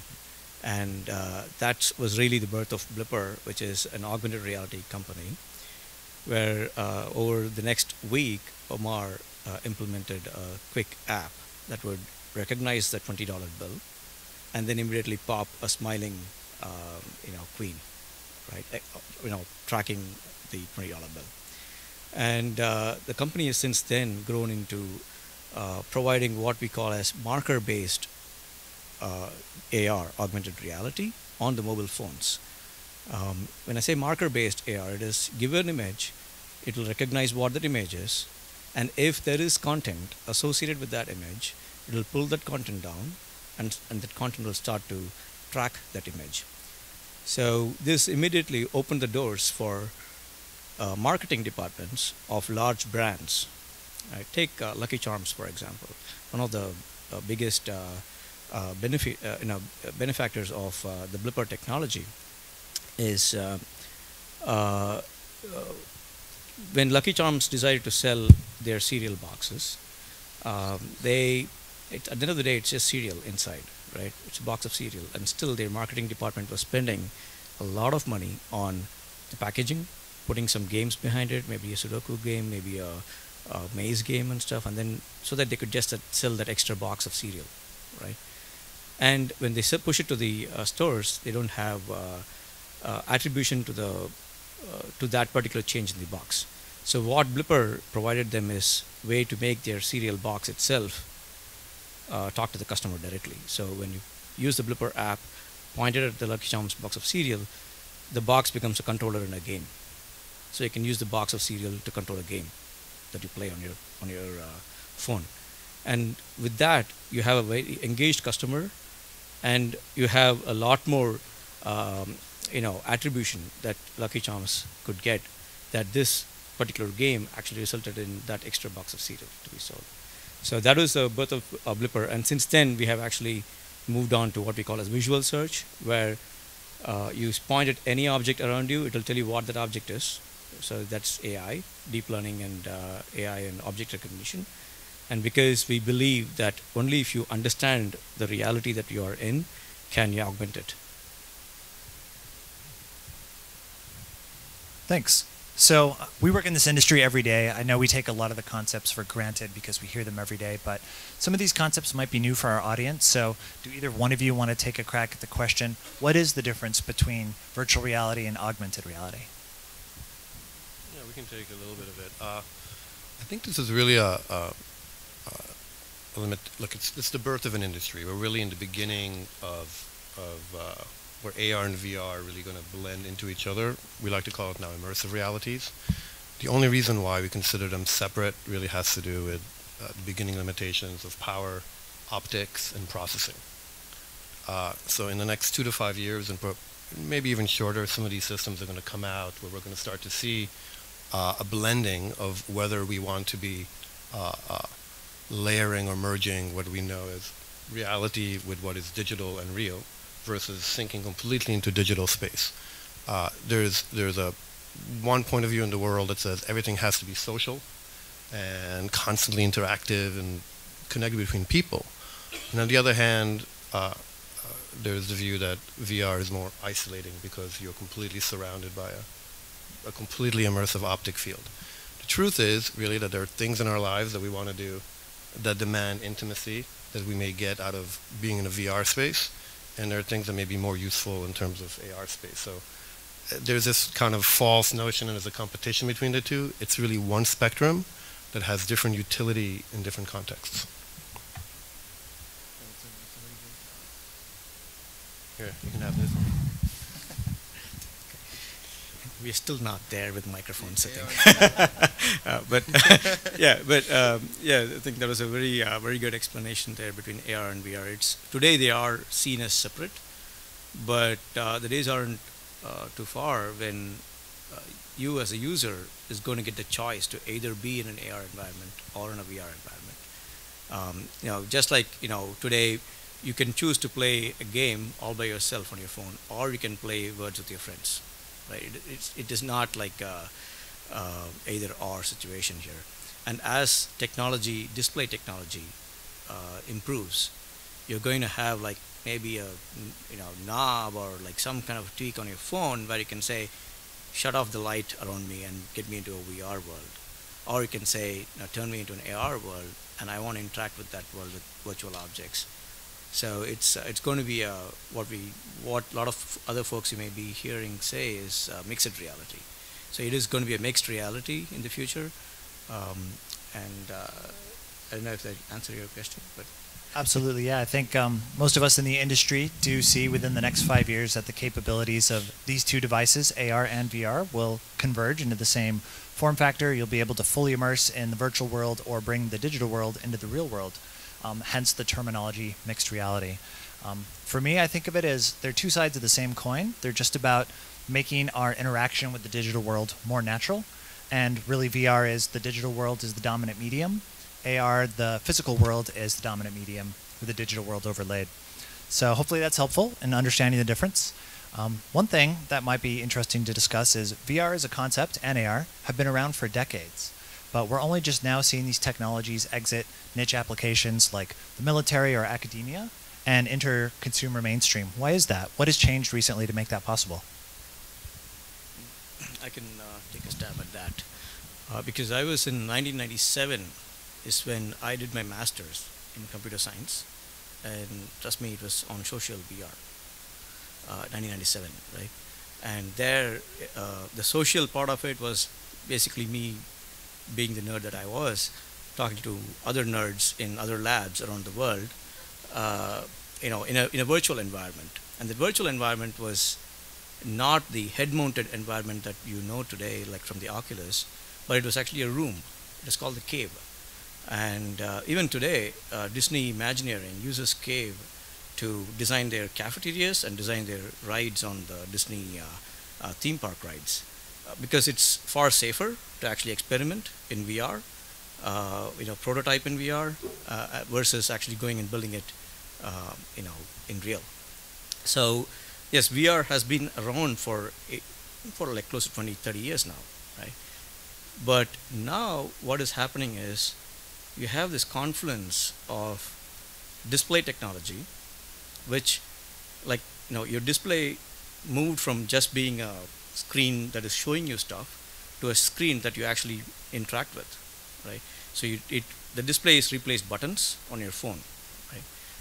Just like that, the camera is also starting to take real prominence on the devices that you are using. And the camera today is a separate device. Tomorrow your display could be the camera itself. And when your display becomes the camera and also becomes the what we would call as like the human-computer interaction point. At that point, the actual barriers that you as a human had in interacting with these virtual environments is significantly reduced. And like Jonathan mentioned earlier, AlphaGo can do what it can do today because of the compute power that you have. The phone that I have in my pocket was more powerful than the supercomputer that I used 20 years back. And that's a big difference in these 20 years. Well, that's the technology. I think it's interesting we call it the cave. I've played with my background is also, we probably would have met because I worked at Imagineering for a few years. So in the cave, I also worked in the cave. And I love that we call it the cave because I keep thinking of Plato's cave now. And I'm thinking about like, what is reality? And I was thinking of the philosophical angle on this. And I think as humans, we've always created means of creating emotional impact or sense of connection. And the power of that sense of connection was our ability to parse whether it was some form of medium into some kind of limbic or emotional impact, just to keep it. What's changed today is that we are able, with AR and VR, to directly, without any, with very little latency, trick the brain into believing or trick ourselves believing that we're really there. So something has happened from the reading of the book or the fire burning in the back of Plato's cave and the play of shadows on the wall to where we are now. We are literally jacking into that world. So we are facing completely new, we're entering a completely new territory where I think how we act responsibly in that world, how we create businesses in that world, how does our architecture change, how do we interface with each other in the world. And even when just to bring it back a little bit about exit reality, that's kind of like where we feel we're thinking about those things, which are about, well, what actually happens in that retail space? What happens in that public space? What happens in a schoolroom when you introduce this technology? Do we need walls? How do we think about hygiene? How do we think about feeling of safety there? How do we communicate with our consumer, our guest, or our student in that transitional phase between, like, it's pretty shocking stuff. When, as Jonathan said, it's mind-blowing. I mean, when you enter a really good VR experience, it is truly mind-blowing. It can be incredibly disorienting and disassociative. We have now run thousands of events and have seen people's faces and have documented and written this up, and it's really amazing the information that's coming out of there. So I don't know. I'll end on that sort of ... Yeah, great answers. So you mentioned the schoolroom. Given that we're at Sonoma State University, I think it makes sense to discuss the impact of these technologies on education and training. So what are some examples of VR education or training or AR that you've seen getting traction out there in schools or with consumers? So when in Blipper, I have had first-hand experience of how the education community actually picks up new technology and in ways that you would not have otherwise imagined. So Blipper was initially targeting brands and advertisers mainly, because that's where the money is. And then when we decided as a company to open up the tools that we were using internally to create these experiences for anybody out there to be able to go create it. And guess what? The first adopters were not the brands or the agencies of these tools. The first adopters were schools and colleges. And the earliest, or in fact the first adopter actually was a teacher in a middle school in UK that decided that her classroom project was going to be done in AR.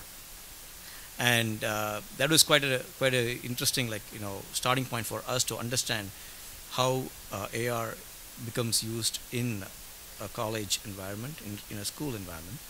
And particularly in art schools, we have noticed that it just presents a completely another dimension for artists to express their creativity.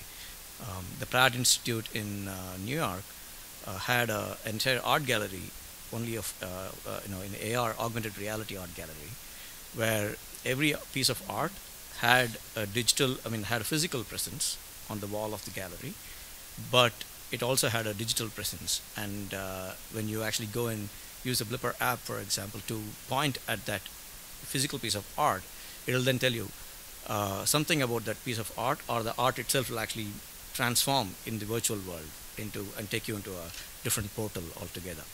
So these are like very creative and expressive ways of using what I consider as the third dimension that AR and VR brings in. Until now, we have been used to the PowerPoints of the world, but now you're going to have to introduce a third dimension into the two-dimensional world that we consume information in. Look around us; it's videos, images, and text for the most part. That's going to change. Our entire world is going to get another third dimension, which is not your physical dimension. Yeah, it's actually, I got to go into that. So we actually have an installation, an ongoing project with Berklee College of Music in Boston. And again, based on the premise that by creating access in the right place with the right content, you start to activate that particular community. And so it's been a really successful program for us, where students who have just never been exposed to it, it's really just about being exposed to it, right? It's having the tools available to you to play and to experiment with. I think what's interesting, and I think this is true of any distributed system, what's interesting about connecting the schoolroom to its audience is what becomes interesting, is that particularly with artists and performing arts, it's also about connecting with your audience. And so what we're starting to see, because just like sharing anything socially on Facebook, sharing a picture or something, you can actually start to create collaborative and collective creation that people are doing. There's interesting, I would highly recommend to look at. Obviously, Tilt Brush is an amazing program that is absolutely pivotal to getting VR into the hands of artists. Another one is a program called Wave VR, which allows people to collaborate in music spaces and allow musicians to perform in that music space to other people.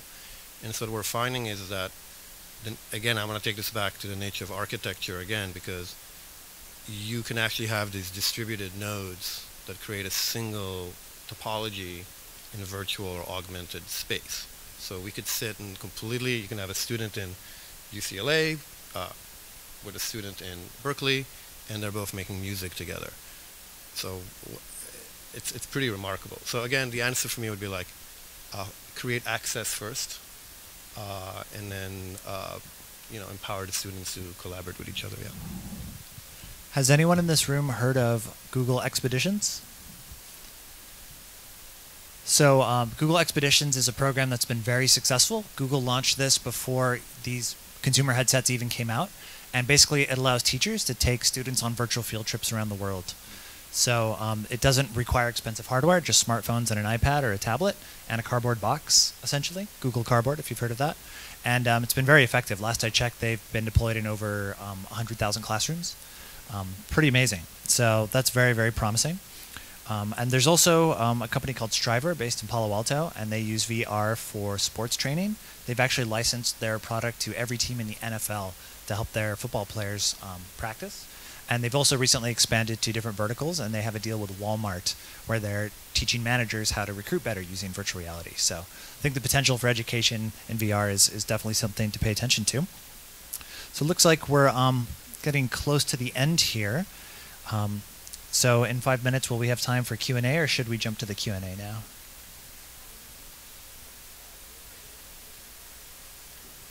Sure, yeah, we can.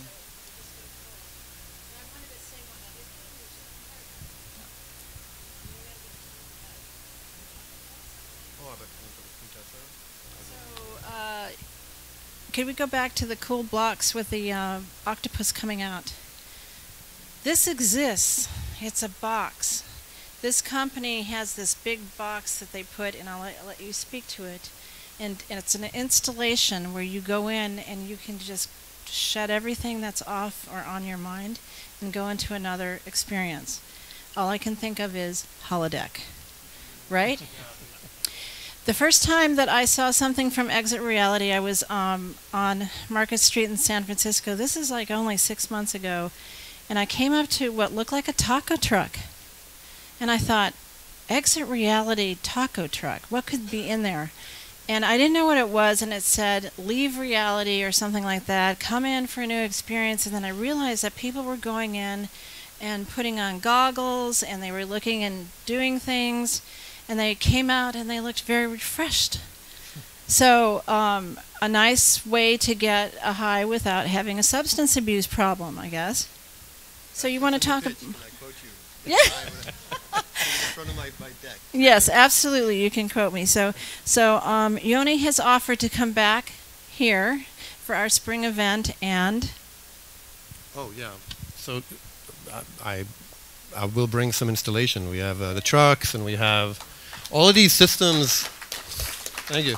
All of these systems, that's the thing I failed to mention, they're all portable and mobile. The whole idea is that we get into any public, any retailer, we just build these things up. They take an hour or so to build. Everything snaps together and it's turnkey. So yeah, I'm happy to bring it here. It's pretty cool stuff.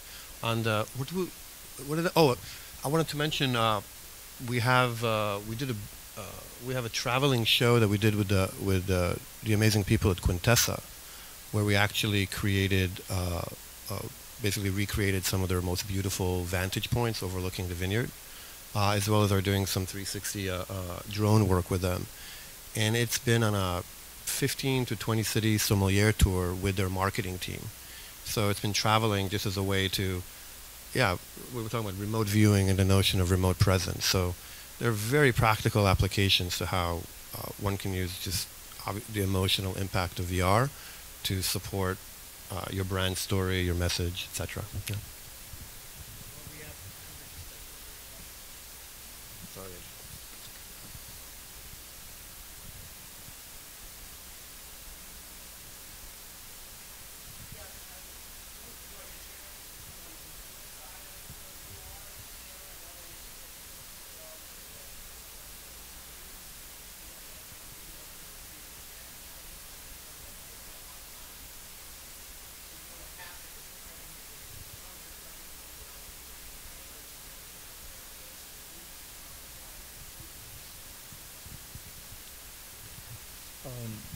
So that's a good question because it helps me pitch for a product that we have. so we have this tool that we have created as a SaaS tool. Anybody can get on, start creating AR content within like your first AR content that you can create will be created in like 20 minutes, right? So if you just need to be familiar with like PowerPoint, you're good enough, because our goal is you don't need to be a game engine creator or a game developer in order to create VR content. Our goal is to try to simplify that, and even an elementary school kid should be able to get on board and start to build some AR experiences using the tool that we have created. So yeah, there are a ton of really good tools out there. The challenge will be understanding 3D content or easily finding 3D content just like you can find 2D content, right? And because 3D content is inherently more complex, but that's where a lot of the big and small startups are actually working to make it easy. Recently, we saw this demo from Microsoft where you could just walk around the table with point your phone at an object and get your 3D version of that object out, and then you can immediately put it into a virtual environment. So you're going to start to get much easier tools to create 3D content than what we have today. But it's we're getting there.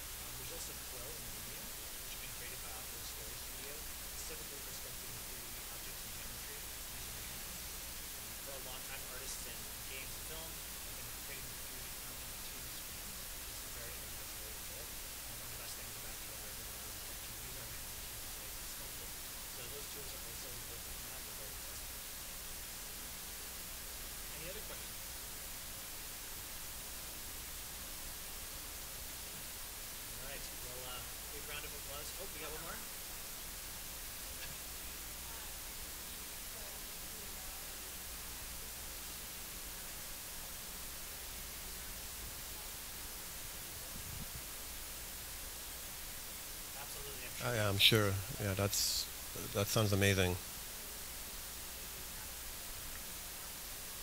Absolutely. I mean, yeah. I mean, it's a very straightforward process. If we have the plans and we have images, we could recreate that. Yeah. I mean, yeah, definitely. Yeah. We do a bunch of architectural installation walkthroughs in our partnership with the Viceroy Group in LA because we're in the hotels, and I can be happy to provide you with guidelines of what that would look like. Yeah. I'm right here. Be happy to speak with you about this. Yeah.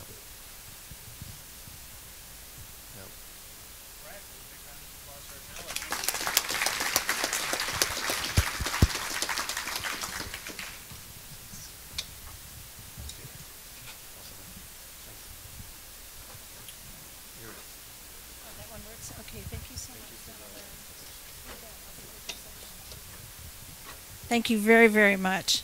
So I would like to call up Hemi Jose Lopez Gonzalez, Mexican Consul General, Glenn Delaney, Vice Consul of the UK Department of Hardware and Telecom at DIT, which is Department of International Trade in the UK. There's always networking in this event. At our first launch event, people started networking on stage, and we had to shoo them off in order to get the next panels on because we were running out of time. So you kind of get used to it, but it's good. Parik Hayes, I hope I didn't butcher your name, is the Senior Vice President of the IDA of Ireland. Parik, could you say your name one more time? Yeah, it's Pádraig. Pádraig. Yeah. Pádraig. I apologize. It's Irish for Patrick, so it's there's. Oh, good. Pádraig. Okay, great. A few versions of it. And benvenuto, Alberto. It's wonderful to see you again. Benvenuto, grazie. That's about all I remember my Italian. So, so this is all about no borders, walls, or barriers. We've kind of been through a road the past few years. A lot of ick that was under the rocks around the world has come to the surface. The only good thing I can think of for that is that now we know what we're dealing with. So one of the things we believe at Tech Bay Area Advocates and the Global Tech Advocate System is that tech ecosystems can help start and scale-ups grow internationally. So whether you're a startup or scale-up, we can get this work done, and that's why we're here. That's why we have triage. So if a startup gets stuck someplace, we can kind of go in and say, here, where do you need help? Do you need help in marketing? Do you need help in legal? And if you're over here, what are we going to do about that visa situation? So we really look at how businesses can work in between the tech hubs, and we really look at collaboration and not competition. So I sent you a pretty extensive outline of some of the things we can talk about, and I'm going to pick on Hemi first and say you have a lot that you're facing. I mean, you have a wall that's potentially going up, and you have a very positive message I've heard several times. What can you tell all of us about how we are going to forget about the dang wall and continue moving forward, whether it's visas, whether it's taking terrified people who are undocumented and don't want to come forth. By the way, great socks, Glenn. He's got on. Those are fantastic. Sorry, just caught my eye. What can you tell us, Hemi, about how you're going to knock through those and talk a little bit about NAFTA and where that is? Thank you very much. Hello, everyone. Lani, we are very grateful for your invitation. Thank you for having us here.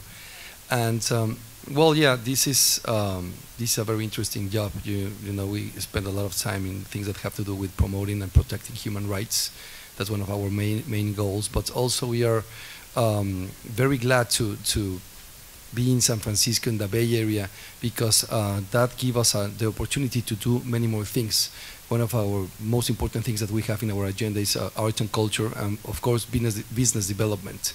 And in that sense, we at these moments what we want to do and what we are doing is that we are being more friends of our American friends. We feel very proud to be the neighbors of the U.S., your allies, your partners, your friends. So we want to be closer. So what we are doing at this moment in things that have to do with business development and things that have to do with the tech industry and with NAFTA also is that NAFTA is a great opportunity to do things with innovation, because 25 years ago that NAFTA treaty was being negotiated, it had very little things that have to do with innovation, and things were very different. For example, now the Mexican market has opened the market for telecom. Now we have AT&T competing with Mr. Carlos Slim in Mexico, spending billions of dollars in infrastructure. So we have more connectivity and things like that. And what we are doing in this sense of collaboration, and we think that in NAFTA will be a great opportunity to include exchange of technology. Now, actually, at the Mexican consulate in San Francisco, we are announcing today that we are opening a program of tech visas. So if any person that is working for a U.S. company from the U.S. or from any other country want to go to Mexico and work in Mexico, it's pretty easy. I mean, you make no line at the Mexican consulate. We will give you your tech visa the same day. It has a cost of $36, and 30 days after that, we will give you your residency card in Mexico. So wow. Yeah. So I mean, and it's a collaboration thing, because we're not trying to take the companies or anything like that. It's just that you know, if you win here like $7,000 per month or $6,000 or $8,000 per month, maybe it's a little bit difficult to pay a rent in San Francisco or something like that. But if you do that, if you win that, and you are working and you're living in Guadalajara, for example, that is our Silicon Valley, I mean, you can rent a beautiful house for $1,000, and there's great food, and there's great weather and beautiful people. So yeah, I think that it's something that we're doing now. Sounds good to me. Exactly. So we see it as an opportunity. Yeah. Thank you so much. That's amazing. That is really amazing. I'm very excited, and my mind is blowing right now, because I do have family in Mexico City who are architects and professors and things, and they complain about coming up here. But maybe we should go down there, right? Parek, so I have a lot of questions for you, and really wanted to, this is really coming from Russ. Will Brexit be positive, negative, or neutral for Ireland? Difficult to say at the minute, but I suppose firstly to go back and say again, thanks for the opportunity to be here. And I suppose by way of introduction, the organisation I work for, IDA Ireland, we're the investment arm of the Irish government. So what we essentially do is we help international companies grow their European market and international market by using Ireland as a hub. And many companies do. There's about 1,500 international companies that use Ireland as an international base. And especially here from the Bay Area, we've had a presence here in the Bay Area for about 40 years. We work with obviously a lot of the larger companies who have been in Ireland for decades. Google and Facebook and those guys who have thousands of people running multiple functions there. But also increasingly what who we work with is the startup community. So I guess of the kind of 100 or so new companies that entered Ireland last year, about half of them were companies with less than 300 people globally. So we're working with companies at an earlier stage.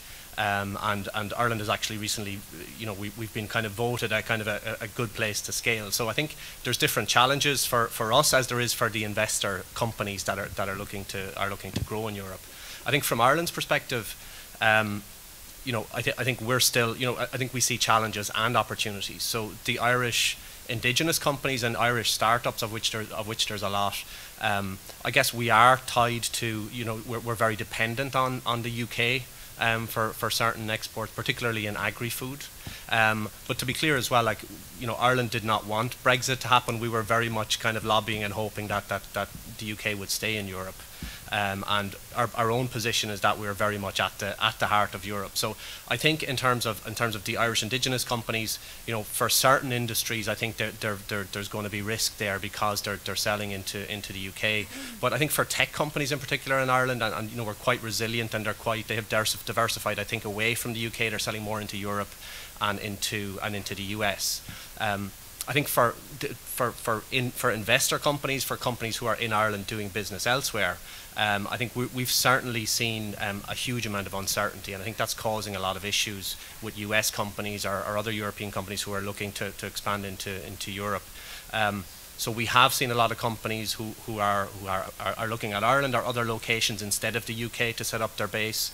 And I think the three kind of broad areas that we're seeing as being a real challenge, and especially here I think in the Bay Area for startups, is firstly market access. So you know, access to the European market. There's about 400 million, you know, quite wealthy, mature consumers there. So for tech companies, you know, you need to be global from day one, and the European market, it's too big to ignore. So I think, you know, the access to that market is something that I think is a concern for companies who have a base in the UK at the minute. I think the second one really is around labour. So access to talent. I think about 40% of the UK workforce, you know, would express concern or will see the lack of access to EU labour as being a negative. And I think in technology that's probably more than that, because you need kind of multilingual, multicultural teams to grow your business. And then I think the third one really is around regulation. So I think the changes that need to happen, particularly if you're in the medical device business, for example, for European regulatory reasons, certainly in financial services, where I think a lot of the early kind of uncertainty has been because of European passporting of financial services.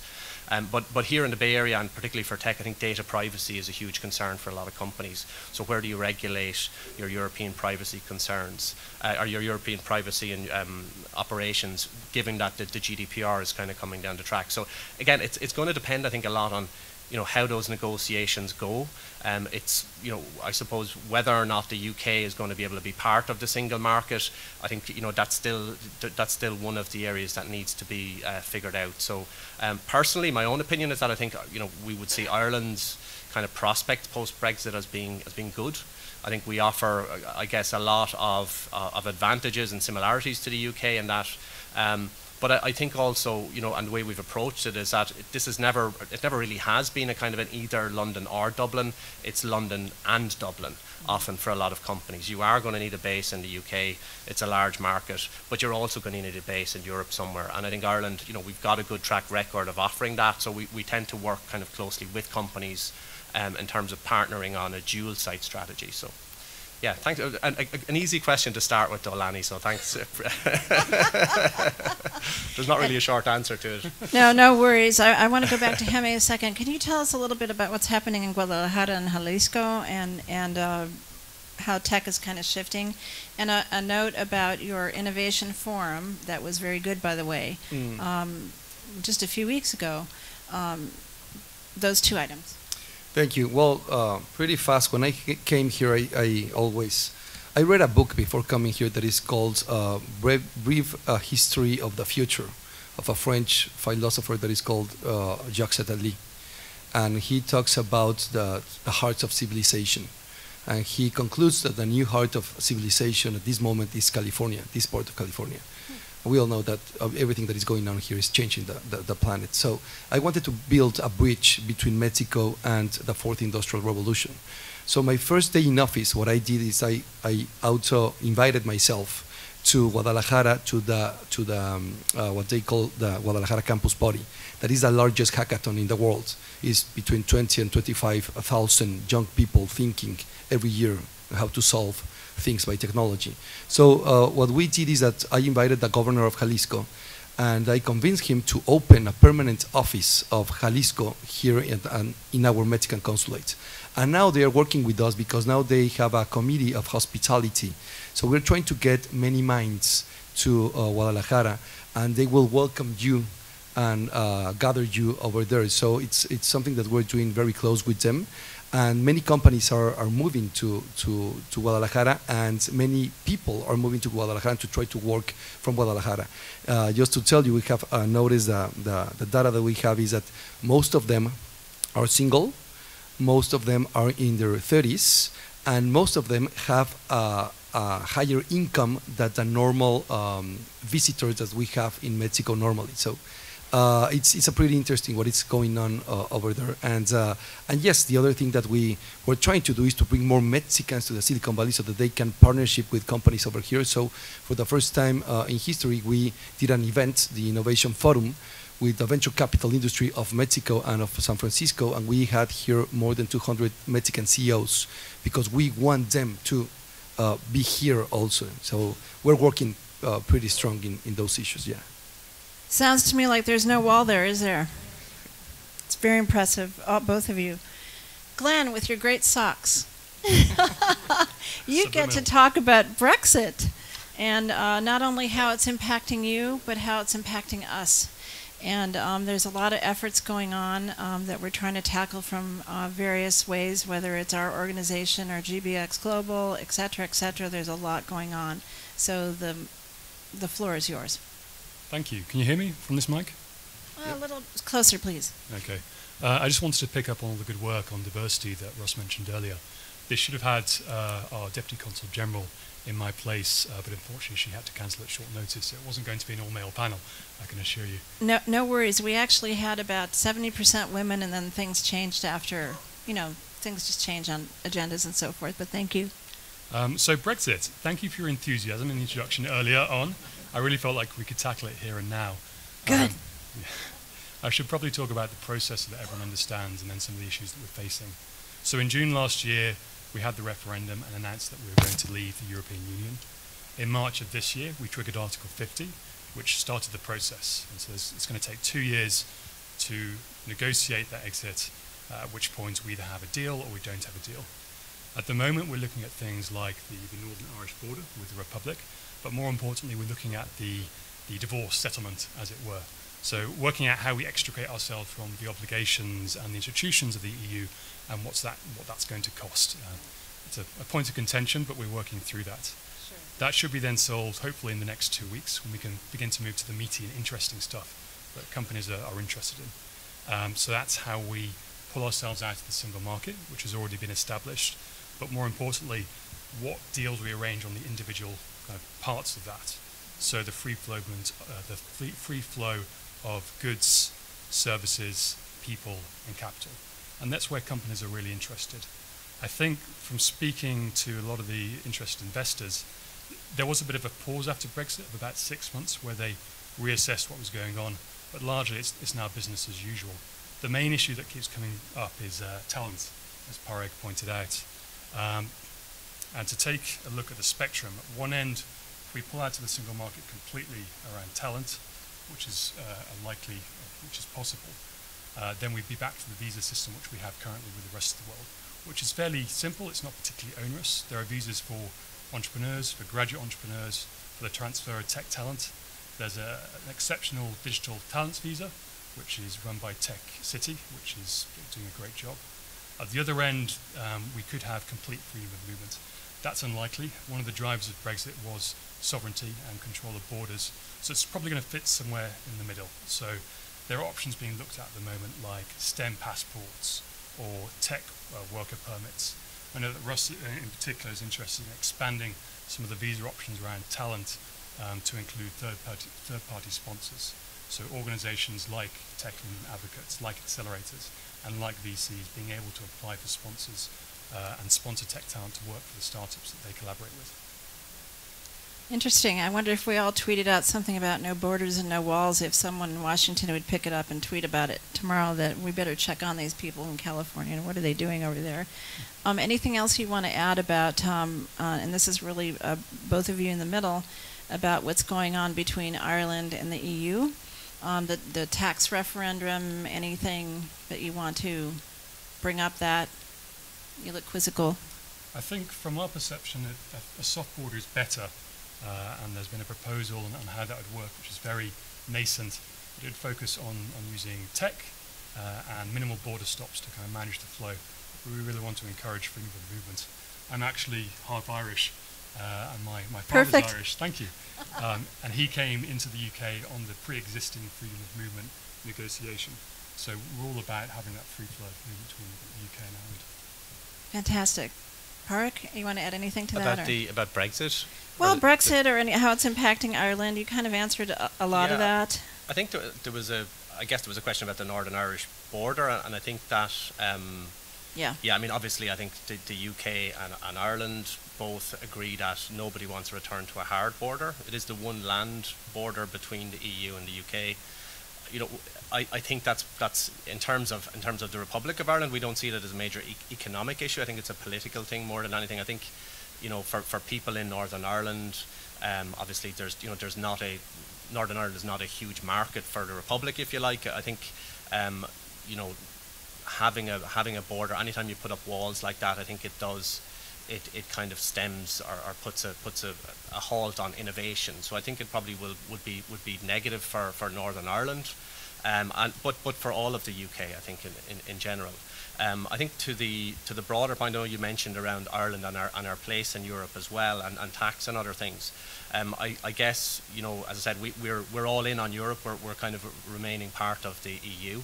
And I think the element of talent as being one that we obviously, I think, take advantage of a lot. I mean, in Ireland and part of the tech community, I suppose one of the main advantages is to be able to have kind of unfettered access to not only a market of 400 million people, but also to talent to 400 million people worth of talent. And I think for companies that are selling internationally or expanding internationally, that's an advantage.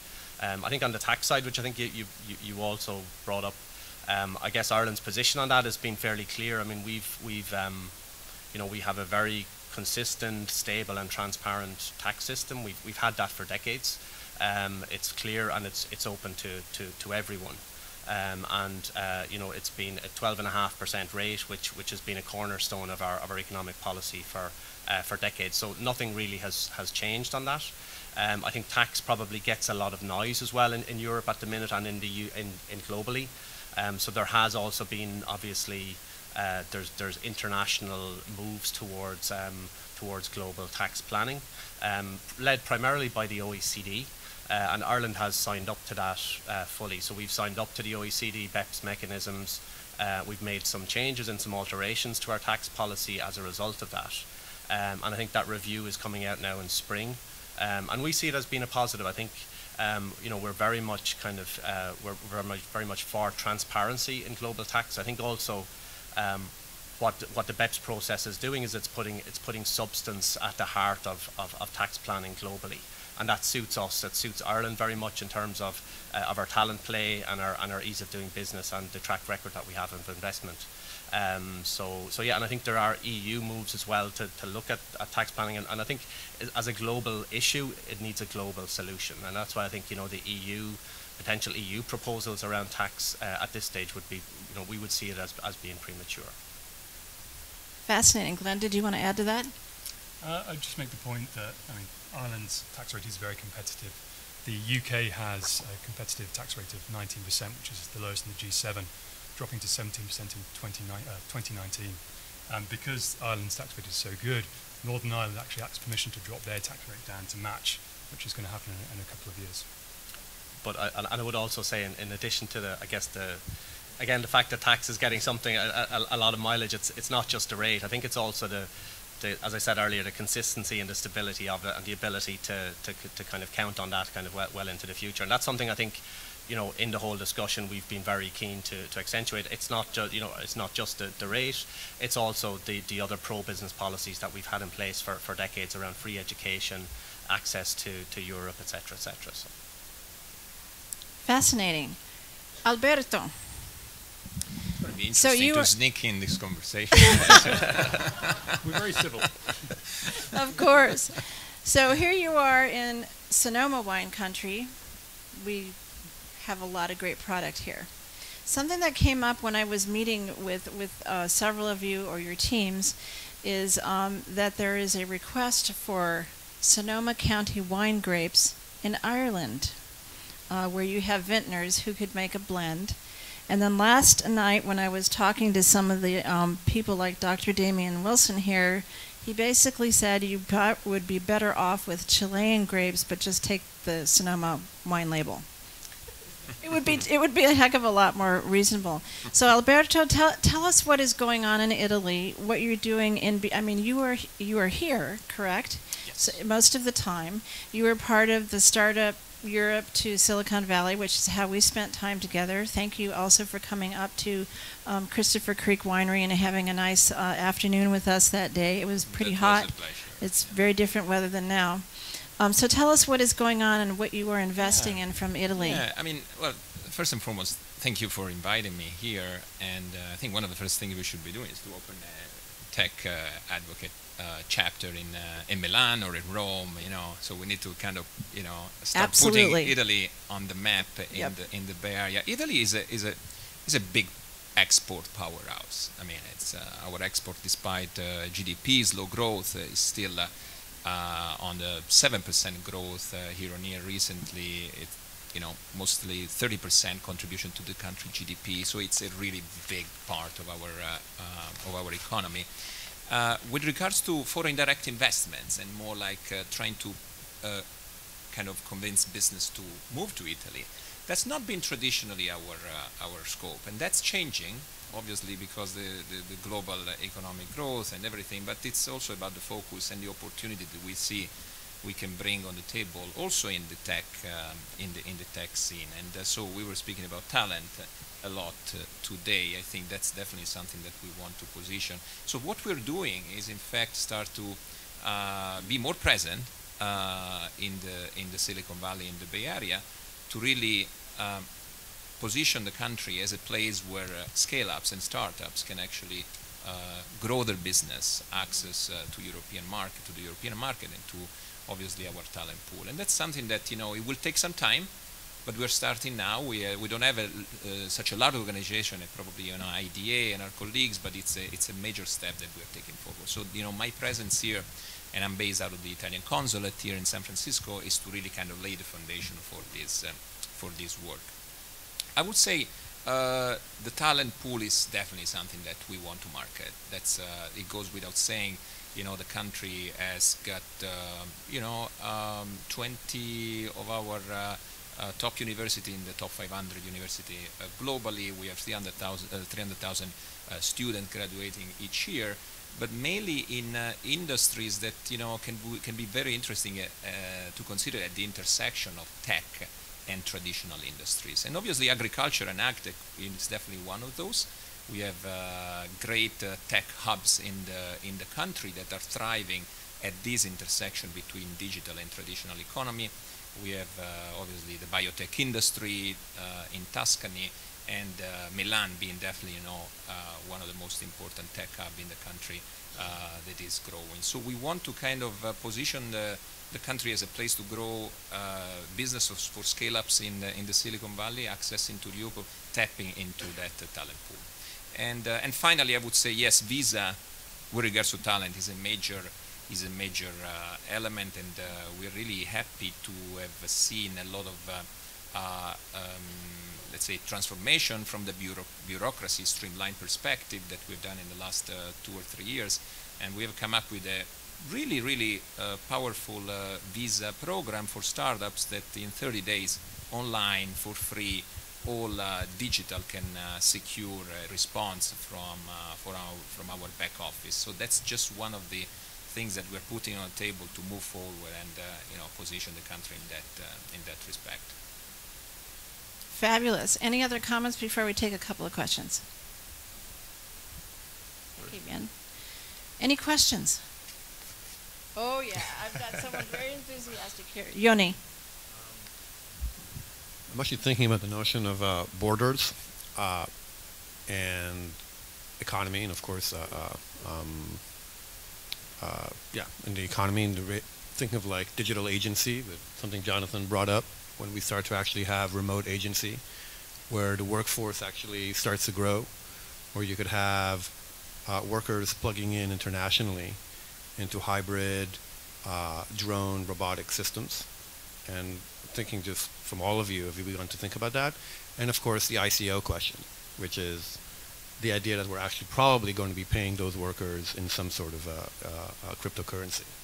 And so I'd love to hear from each of you, just what is your planning or position, or how do you look at that future unfolding? This is an easy. Well, that was a big one. Go for it. And we are in the spring bringing back our blockchain crypto panel, which was intriguing a year ago because we put the head of a compliance group for Bitcoin next to a very aggressive person from a large Bitcoin company who did not want to have any form of compliance, and they went at it. It was very interesting. So go ahead with his questions. That's much more, I was trying to give you a chance to think. I don't want to answer the question about ICO, so I'll take the remote digital jobs at the beginning. So are you talking about jobs being kind of remote across borders?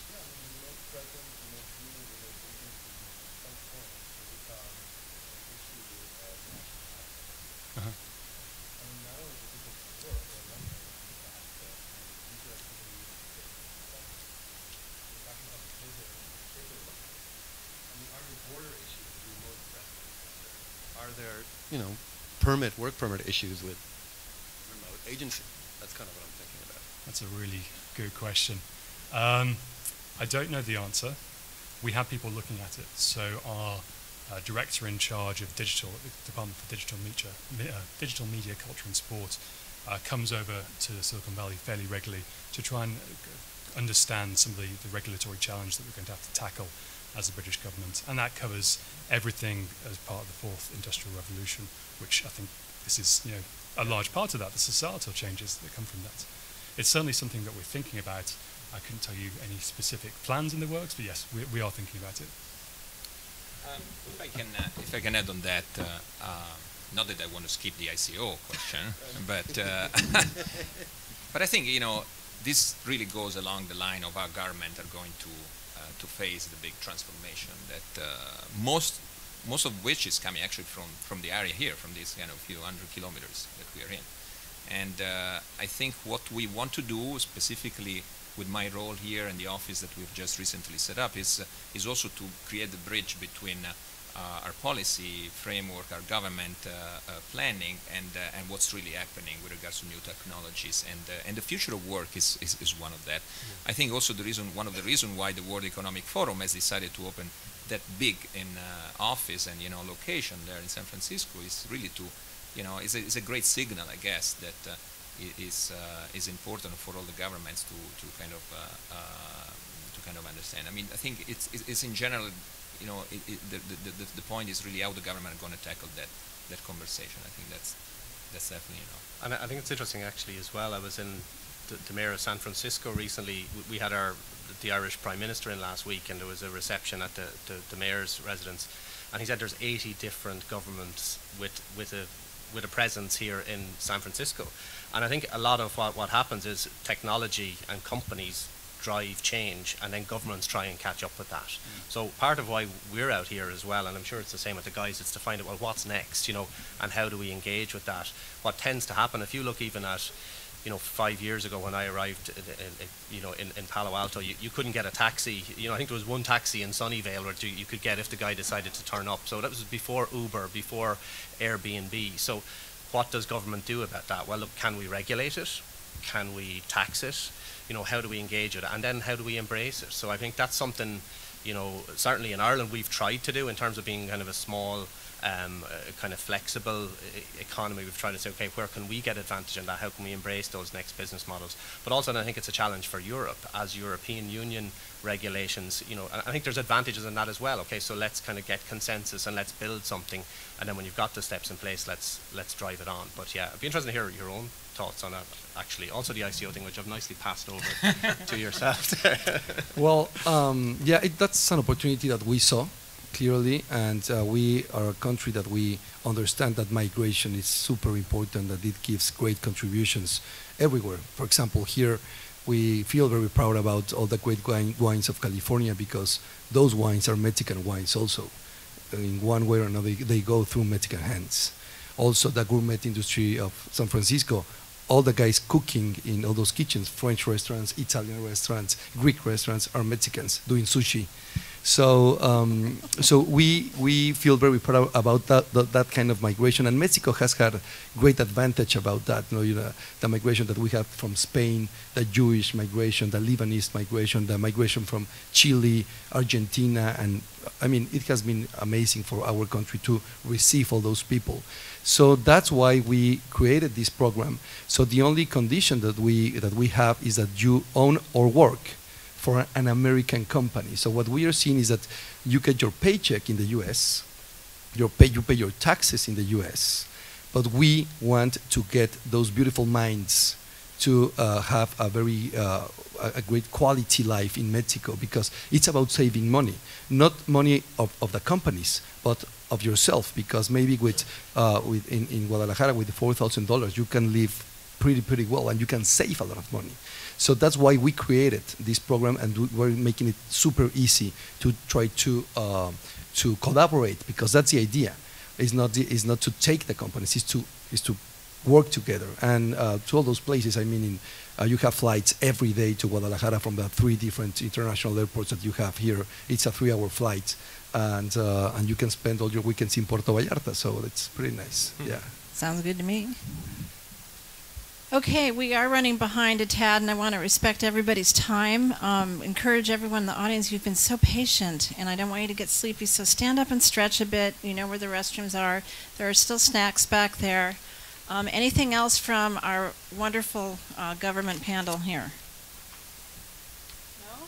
Muchísimas gracias, molto grazie. I'm stuck on Gaelic, I'm sorry. And thank you, Glenn. How do you say it? Garv Mahagut. Oh my goodness, Garavaka Kuch. Okay, thank you very much. One of our wonderful congressmen up here is Congressman Jared Huffman. He's like spectacular, as all of us locals know. And for those of you who are from other countries, we are very lucky up here with our Board of Supervisors. They are rock stars. And you will hear from Elizabeth Gore, who she's like the 6th supervisor, really, because she's so involved in the community, and she'll be leading our funders panel in just a minute. Jared Huffman, I've known since the time he was running, and he offered to do this video. So it's only 90 seconds, so we're going to have him run that.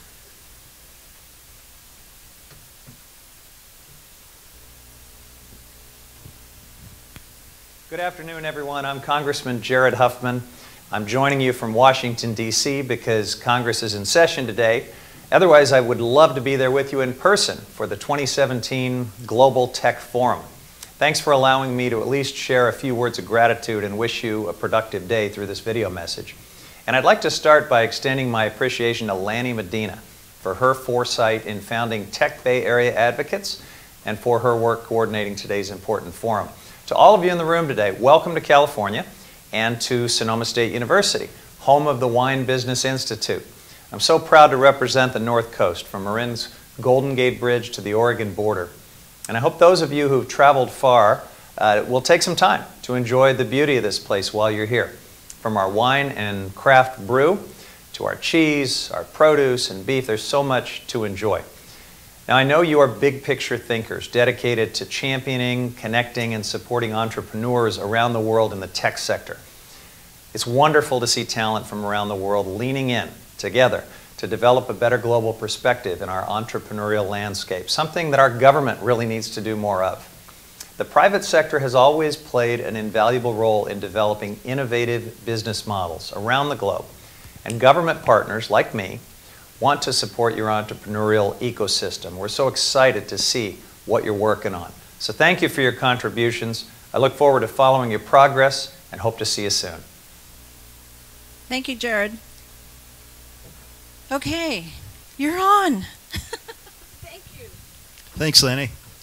So we've heard this morning from people talking about the frontiers of technology and the frontiers maybe of global commerce. This panel is about the people that make it happen, how we develop our entrepreneurs and the entrepreneurial pipeline. So in the spirit of keeping things moving along quickly, I'm going to introduce the panelists one at a time and give them a couple minutes to talk about their role in the entrepreneurial ecosystem.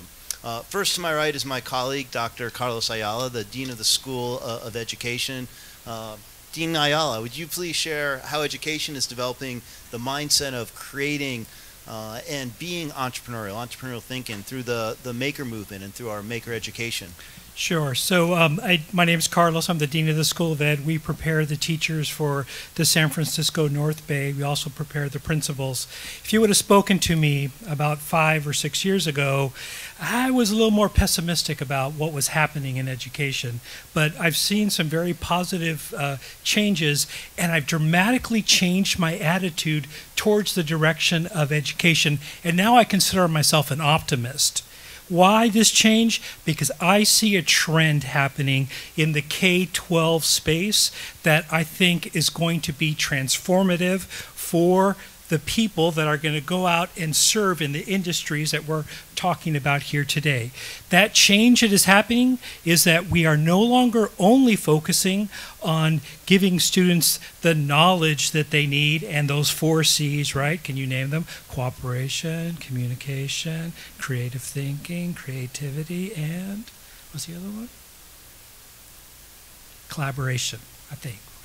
There's 5. But we're not only doing that anymore, we're actually doing something different. We are empowering students and we're giving them agency. And that's why I want to talk about the maker movement. This maker movement is something that started here, has its roots in this region. It's about this idea that people can actually build things, hack things, tinker things, put things together, and it's part of our DNA. Well, we've taken that idea and we've began to embed it within our educational programs. And so I have to do a shout out to some people because I'm only representing a group of people here. I am not alone. So I have a group of colleagues from the County Office of Education, Dan Blake and Patricia. They work for, we work together on supporting our maker movement. I also have Jeremy, Professor Jeremy Qualls in the back. He runs our, he got an NSF grant and he's running our maker space here on campus.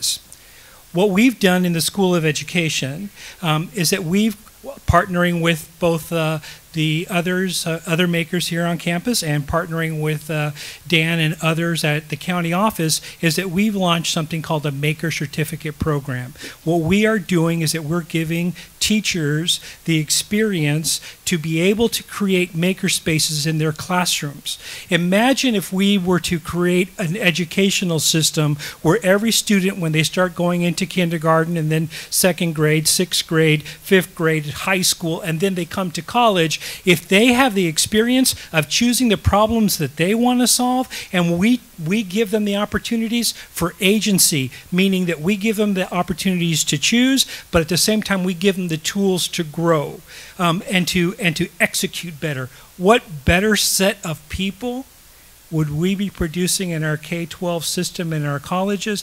They could go and feed this interactions. So that's what we're doing, Bill.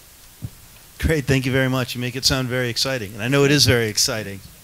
Next to Carlos is Cornelius McGrath, CEO and founder of Promazo. Am I saying that right? Can I put my slides on? Yes, you may.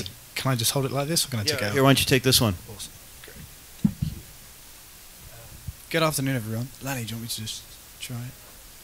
Sorry, I prepared this lovely presentation, so I just want to see if we can get it up. Ooh, give me 2 seconds. Here we go. There we go. Fabulous. Thank you for your patience. So as Dr. Bill said, my name's Cornelius McGrath. I'm originally from London, currently living in Chicago. I'm one of the founders of a group called Promazo.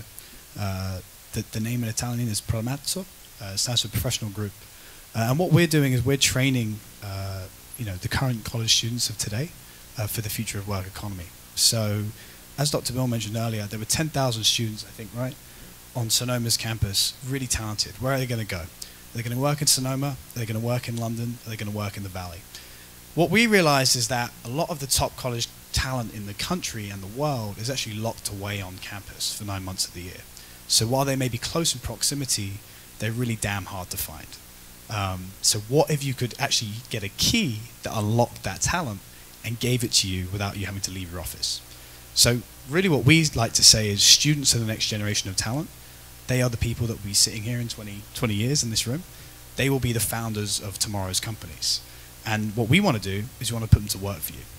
So the whole idea behind Promazo, and yes, I'm going to be that entrepreneur that uses Uber and Airbnb in his slide deck, but the idea is that some of the most successful companies today, what do? At the core, right? They take an underutilized asset and they bring it to the market in a really cool way. Uber did it with vehicles, Airbnb did it with homes, and we're doing it with students. So these really talented students who go on to create incredible things, some don't even graduate, right? What if you could actually put them to work while they're sophomores and juniors in college? Who said you had to wait for the summer months of an internship? So there's kind of 3 problems that we solve, and I think we've kind of talked about them today, right? The common themes underlying everything that everyone said today has been 2 things: access and talent. And when you think about fantastic organizations like Salesforce, the Googles of the world, the Airbnbs, the Uber, what do they all rest on? Talent, right? There's no change. Whether you're an engineer, a data scientist, a marketer, or a storyteller like myself, talent is the key. And the 3 things that we do, I think, at the core, and this is a gross overgeneralization, is we give you people power, we give you back your time, a bit like those smart assistants do, and we give you those fresh eyes.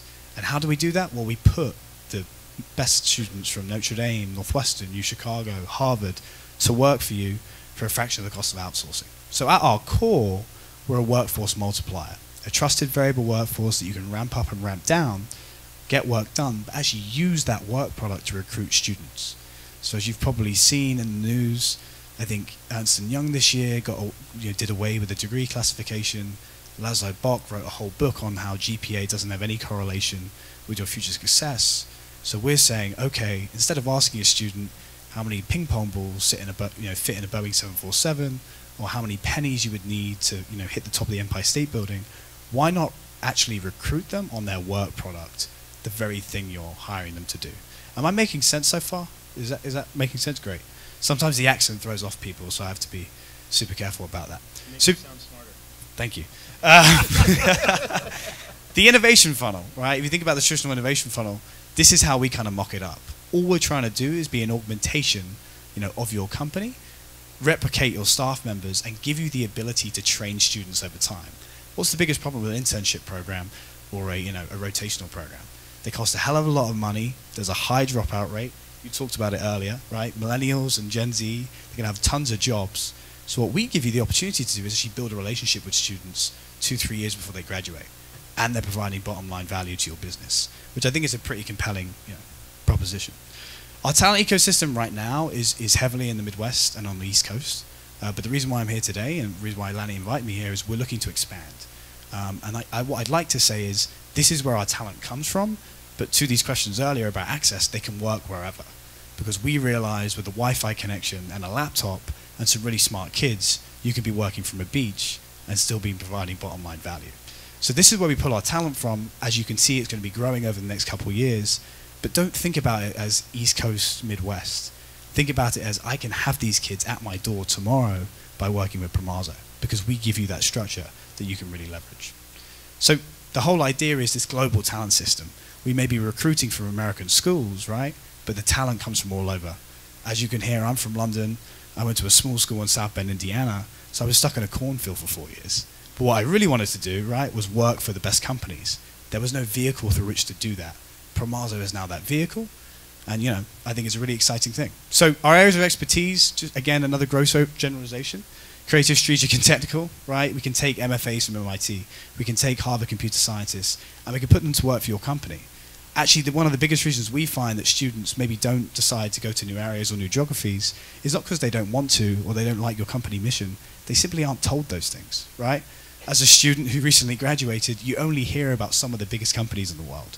I truly believe that our value prop to some of the smaller businesses is really strong, because you can actually create, a whole way of storytelling, through our projects and through our continuous work cycles.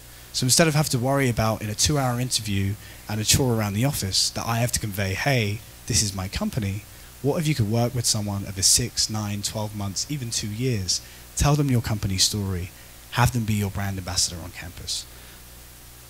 So how it works is really we have ex-consultants from the likes of KPMG and other top consulting firms who actually run this. So if you think about a typical McKinsey consulting model, instead of charging you out $200 an hour for a kid who's 3 months out of school, we'll give you a junior who's just as talented, for a tenth of the cost. And the whole idea is we source, manage, and deliver at every part of the engagement. So a lot of you are really super busy executives, right? The last thing you have time for is to train a whole workforce. We take that over for you. So as I said earlier, think about the work product, but then think about these brand ambassadors. Instead of spending thousands of dollars on a recruitment campaign and trying to get your company's brand out there, what about these students just saying, hey, I'm doing this really cool thing at Salesforce. Hey, I'm doing this really cool thing for Tech Bay Area Advocates. it's a complete, it's a complete turn on its head with regards to, hey, this is my company culture and this is how I'm building it. So I'll finish here because I think I've talked for a while, and I'll just show this, but this is kind of where we built this thing. So we started this about 3.5 years ago. Our first client was IBM, and now we've built this to work with over 400 students with some of the biggest companies in the world. And people often ask me, where are we going? And what I'll say is we are building a consulting business, but for the purposes of this panel, I think we're actually building a new education system, right? We're allowing companies to actually train the future generation of talent in a cost-efficient way, right? One of the biggest things we talked about today is the pace of technological change. I'm halfway through Tom Friedman's book at the moment, Thank You for Being Late, and there's this great line where he says, I had the luxury of graduating from school and going to find a job. My 2 daughters, they have to invent their own. And so I think companies are trying to reinvent their training processes. How am I going to hire an engineer who may have to do something different in 5 years? I'd like to say I think we can help you do that because we give you the ability to train these kids over time, and we don't do it at a cost to you. They actually provide bottom line value. So I'll finish there. I have a few more slides that I'll skip through. Again, these are just some of the clients that we work with. I'd be happy to talk about in more detail kind of what we're doing here. Here's some of my contact information. I'll be hanging around for the wine and cheese for sure. I would love to speak to you. But if you remember anything about what I said today, as we said, the future of work is really learning, right? Students need places to learn inside and out of the classroom, and that's what we're giving these students an opportunity to do, is really learn your company culture, learn how it works, learn your roles, and provide bottom line value. And I truly believe that this is going to be the future of education. Thank you.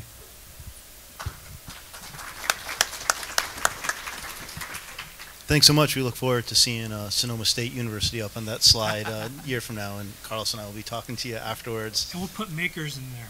Yeah, exactly. So David Hamel is with us with Spartina. We've been talking about developing entrepreneurs. You're actually working with them after that they have an idea. Tell us about the Spartina and what's out there for entrepreneurs. How does your network help them be successful? Sure. Good afternoon. My name is David Hamel. I'm a lifetime entrepreneur, and I've been an angel investor for the last 20 years. And I think, today is the best time to be an entrepreneur. There's so much more out there, to help you as an entrepreneur. When I was doing my first company, you didn't even know what a term sheet was, and it was very confusing. It was very hard to find investors. Technology was very difficult to work with and very limited. And all those things have changed today. And so, I feel very fortunate and lucky to invest in the future, and I meet great entrepreneurs that are on a mission to change the world, and nothing beats investing in them and seeing them take their dreams and make companies. My role is to encourage entrepreneurship and help entrepreneurs succeed, much the same way angel investors helped me when I was an entrepreneur. Thanks, David. I think you're being a little modest on the work that you do. Just a moment about Spartina, how it works, how you're bringing people together. So, I work with a group of individual angels, and I've been working with many of them for close to 20 years. And it's pretty informal. We each of us will find an opportunity or meet an entrepreneur. If we get excited, we'll show it to each other. And it does work best when multiple angels want to invest in a deal. I've definitely learned when I go solo that most of the businesses don't make it. So it is fun to have another investor in there with you. It's also better just for troubleshooting and helping that entrepreneur. I've also been a member of the North Bay Angels, which is up here. I think I've been a member for 16 years. It's a similar organization of individual investors that, I think first and foremost, angel investors, really it's about helping a individual succeed. I don't think the motivation for most angels is making money, because there's other ways to make money. You could just buy like Amazon stock and sit on it, and Apple. But it's a lot of it comes from wanting to give back and help an entrepreneur succeed, because other people took a chance on you as an entrepreneur. And so I would say that, as we see more and more large exits, all that money up in Seattle with Amazon will end up into new entrepreneurs to fund their ideas with this new technology that has such a greater impact on solving problems. So I'm very bullish about the future. It was funny when I first moved out to Sonoma County, I met a winemaker, and she said, pinch me that I get to do my job every day, because making wine is so fun for them. And I feel the same way about investing in entrepreneurs and technology. Like, this stuff is unreal, and it's just getting better, and we have a lot of problems that we need to solve. So, my role and the people that I work with, is all about supporting entrepreneurs to pursue their ideas. Thank you.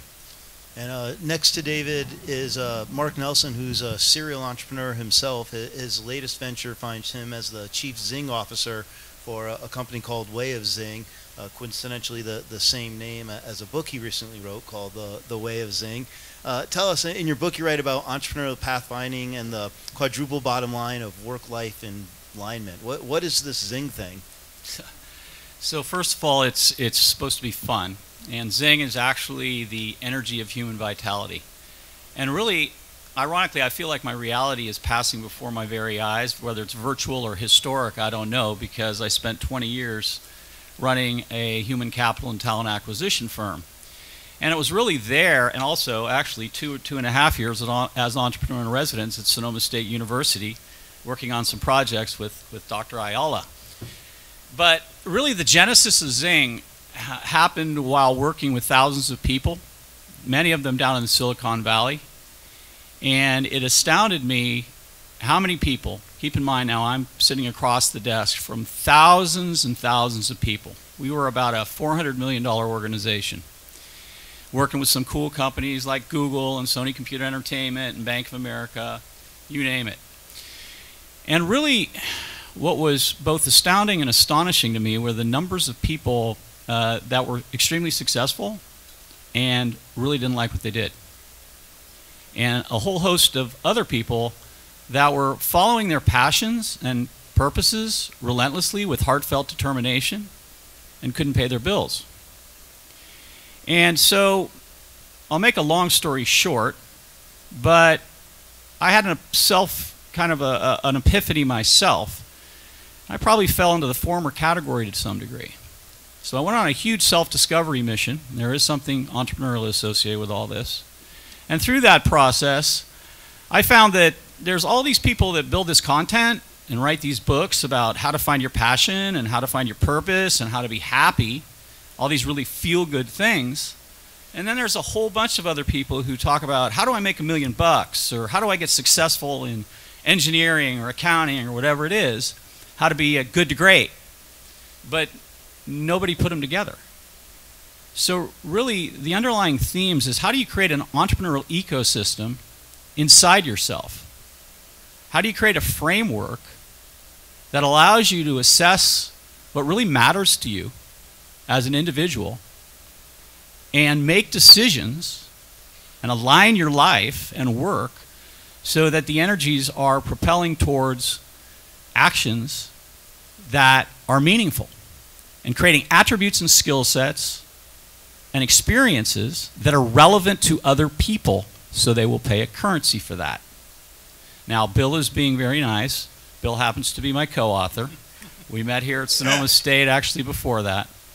But we've created a framework, an objective framework which has subjectivity applied to it, that allows people to make decisions in what we call a quadruple bottom line. What is prosperity, discovery, connection, and meaning? I could go on and on about the structure and the pathways and all the navigational elements. Most of them are all entrepreneurial. I, as Bill said, am a serial entrepreneur. And now I apply my things only to the things that truly matter to me. Thanks. Thanks, Mark. We just have a couple minutes left. Everyone on this panel, aside from helping to support entrepreneurs, is an entrepreneur themselves in some way. From your own experiences and from what you're doing working with others, what strategies would you recommend for people to make the most use of their most important resources? Potentially that's their time, it's certainly their talent, and of course the financial resources. What do you recommend? That's an open question for anyone. So, I think, so for me, I think people get domesticated into their worlds. We all grew up in a specific environment. For example, my father told me, Mark, you're going to college to get a job, so I would suggest you get a technical skill. Well, now I'm a recovering Pricewaterhouse CPA. So the skill sets and experiences that I got were wonderful, but I think often we get narrow thinking about ourselves. You know, when I was growing up, Mark, you're an athlete, you're not an actor. Mark, you're great in math, you're not good in English. Mark, you're an extrovert, you're not an introvert. Now, whether that was conscious or unconscious on my parents' part, I don't think it was conscious.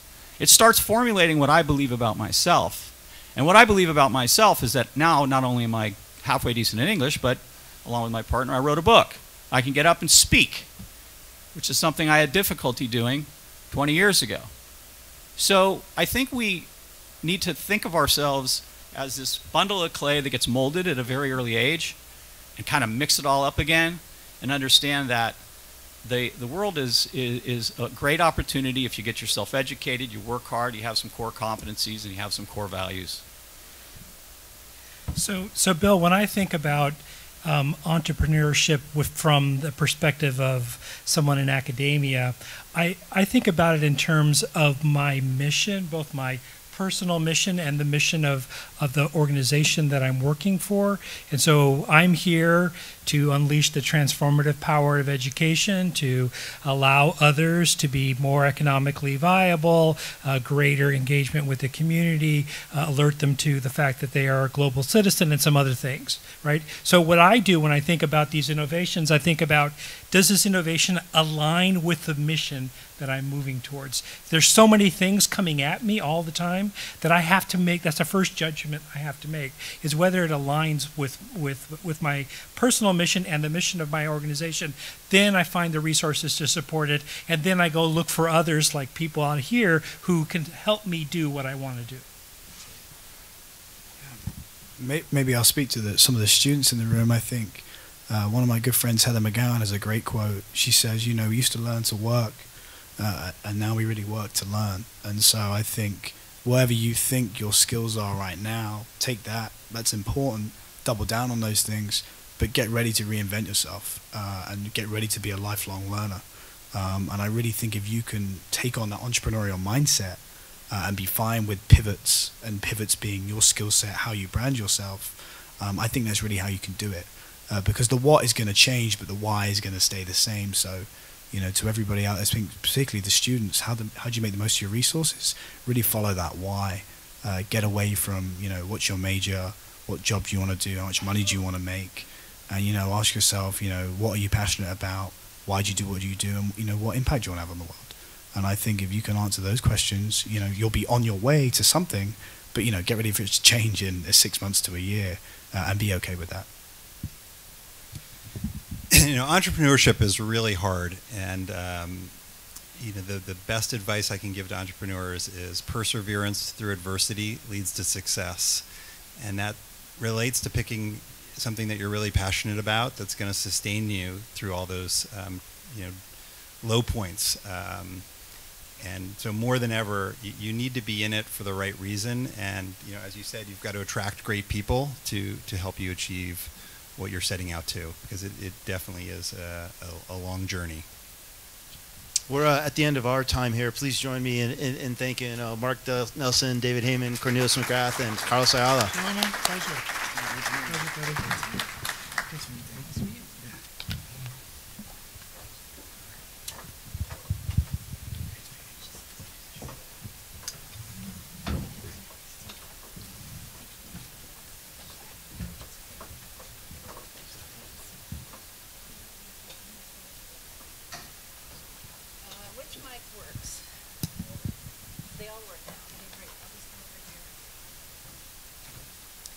So someone can start humming for me. I need just a little bit of music while I log back in here.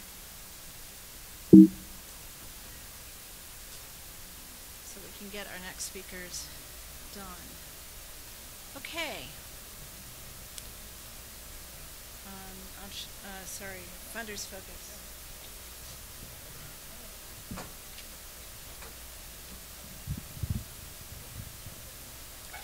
want to do a couple more really quick acknowledgments. So again, we are a working board. We do not have staff. The positive side, it's really a lot of fun and we dig deep. I meet with every panelist before they're on stage to see what they're all about and to understand how they could work together, and that has been such an incredibly wonderful experience. I want to thank Ed Grenville, who's on our board, who is forever enthusiastic. No matter what you do, he's a can-do kind of guy. And thank you, Ed, very much. And I want to thank Maya from Pennington Manch, who is always available to help with speakers, whatever, and even get ice for your sprained ankle when necessary. So thank you for that as well. Okay, we are going to shift over to Funders Focus. Where's Elizabeth? Oh, there she is. So let me talk. I already told you about how terrific Elizabeth is. She is the Dell Entrepreneur in Residence, and she can tell you about her UN stint. She is now the chairwoman of an incredible service online called Hello Alice. And you'll see some of their things back there, and she's going to talk about that. And hi, Elizabeth, how are you? So we're going to add your panelists. So Che, where's Che? Oh, there you go, okay. Nicole. J. William Kim from China Sciences and Merchants Investment Group. So you see how we get to over 9 countries here. Julia from Turkey. Have a great time. Thank you so much for being here.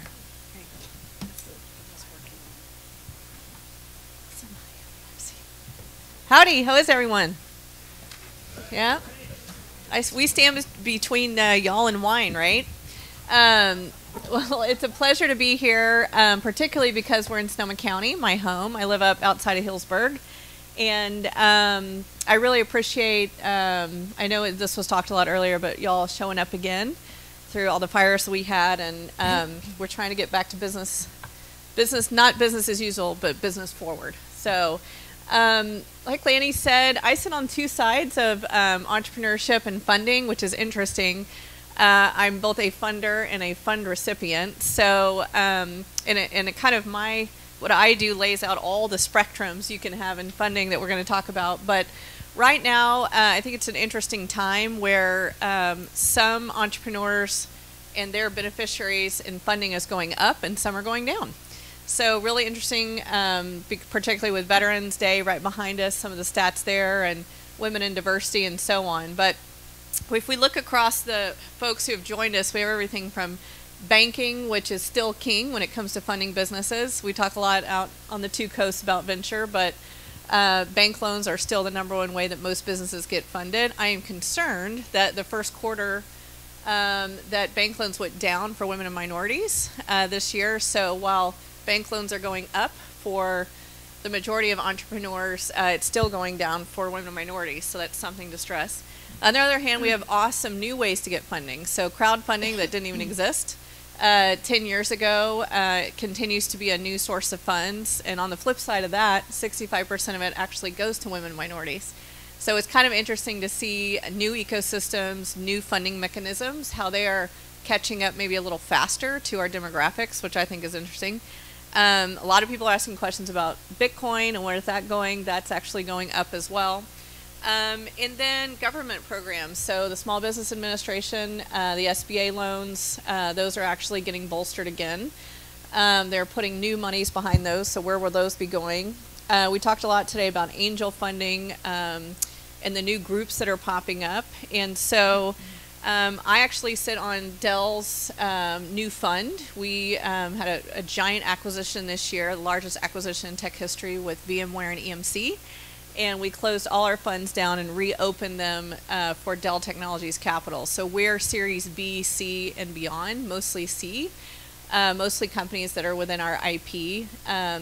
So it was really funny to be sitting on that, but then I went through a raise that's just finishing a $2 million raise for Alice this year with everyone from angel groups all the way to VCs. So what a wide spectrum of funding. But I'm going to ask everyone to do a quick introduction of yourself, who you represent, and just to get everyone lively, what you think is the most innovative way to get funded right now, as a first question. Hi, my name is Julia Koch. I'm a serial entrepreneur, an angel investor, a mentor, a speaker, juror, all kinds of hats that I wear. I live partially here in the Bay Area and partially in Turkey, and have been here in the Bay Area, Silicon Valley, for the last 38 years. I have founded several companies, have sold 3 of them successfully, and I have founded the fourth one in September of 2012, and that was the Istanbul chapter of Keiretsu Forum. I'm here to represent Keiretsu Forum, and I'll tell you a little bit about Keiretsu Forum. It's the largest angel investors network, and it has right here in the Bay Area 4 chapters, one of which is actually right here in North Bay, and worldwide 3,000 members, and these members are all by invitation, and they're in general high equity individuals, and maybe I shouldn't go any more details. Okay. Of course, there are lots of statistics about our organization, how many deals we fund a year. Worldwide, it's about 178, especially according to the statistics of last year, and it was $71.5 million. Right here in the Bay Area, on a regular basis, annually 25 to 35 fundings occur. In Istanbul, the concept was brand new. We brought it in September of 2012, and now it's over $10 million with about 26 deals. We love to help entrepreneurs. That's why we're angel investors. We use our own money. And we call it smart money because not only that we live the excitement of starting something new again, but we let and actually volunteer to help the entrepreneurs use our own circles, our connections. Whenever an entrepreneur wants to get in touch with a customer, a prospective customer, we say, okay, we know someone at Salesforce. We'll put you in touch with him or with her. So that's very valuable. Keiretsu actually is a Japanese word, and it just means a holding of companies that have a broad power, a broad reach. And Keiretsu Forum itself means a conglomeration of individuals, companies that are using the funds that they have for the mutual benefit of the whole community. Yeah, just one more thing. Keiretsu Forum is not only focused on just technology. We focus on all kinds of industries. Thank you for the opportunity. I'm honored to be here, and I thank Firuze for inviting me, and also Lani. Hi, I'm Nicole DeMeo, and I'm actually also from Sonoma County. My family, 6 generations in Santa Rosa. So I love having all this energy here, and I actually, did the typical thing when you leave to go to college, and I just kind of didn't turn back for a while, and have built my career in the Valley very much so, growing up with a lot of the technology leaders. Worked at a company called Next. That was a Steve Jobs company. Sold it back to Apple for a lot of money, and that was a lot of fun. I got to work directly with Steve, which was very formative in my life, my career. Got to work with Eric Schmidt, Scott McNeely, just a lot of the really amazing people that helped to create the technology industry foundation as it is, and then started to partner up. And back in those days, after we sold Next to Apple, and I started to take on clients in a consulting capacity, I was starting to take equity stakes in companies. So I didn't realize it, but at that point I was sort of operating as an angel investor, a mini VC, taking a different medium and long-term ride with these companies. So helped build out just a ton of startups in the earlier days of the commercial internet, the earlier days of mobile. Now I'm super excited about AI and all the things that I've heard today. And that actually takes me to a point where I've partnered with a lot of venture capital groups and angels to help build out companies. Built out 4 of my own. One is a vineyard. It's in Argentina. Don't tell anyone. Feels sacrilegious a little bit. But now I'm advising on a platform called Barn Raiser. And I can talk a little bit about that later if you'd like. But it's a really amazing platform for artisan food makers, farmers, nonprofits, everyone in the good food and healthy living space to come together with conscious eaters and people who care about the environment. So a creative way of funding is about to be launched by actually Barn Raiser, and that's small batch funding events. So these artisan food makers can come onto the platform and start in advance via a flash sale selling their products. We help them do it because they don't necessarily have the digital mastery. And yeah, it helps them get funding, and it helps them with a direct-to-consumer business. Great, thank you. Che? I'm Che Voigt. I am a graduate of Geyserville High School, so I've been around here for a bit. We also, there are a number of companies. I grew up as an engineer in the aerospace industry. So my partner and my father founded with a company that became GD OTS up in Healdsburg, and then we founded, with me leading that, the company that became L3 Sonoma EO in Santa Rosa. And now we were acquired by L3. I spent 5 years as a Fortune 150 guy. That was interesting, and decided to go back into smaller companies after that stint. I'm now doing integrated workstation for working with your computer from sitting, standing, recline, and collaborate. So that's my entrepreneurial background. As part of the rest of what I do, I am chair of the North Bay Angels. North Bay Angels started here in 1998. It is the oldest and largest angel group north of the Golden Gate. We are also part of the InSync group of groups, which is a group of now 13 angel groups in Northern California and Nevada primarily. What we look for is what we refer to as good angel investments, which right now today is very different from what it was 5 years ago, which is different from what it was 5 years before that and 5 years before that. One of the things that I've found very interesting about being involved with the North Bay Angels, I literally went to, I think, the first or second meeting as a guest, is the flow, ebb and flow, and change in the landscape that's constant. So I love reading books, but I also know that it really matters to have an idea of what's going on today in your funding environment.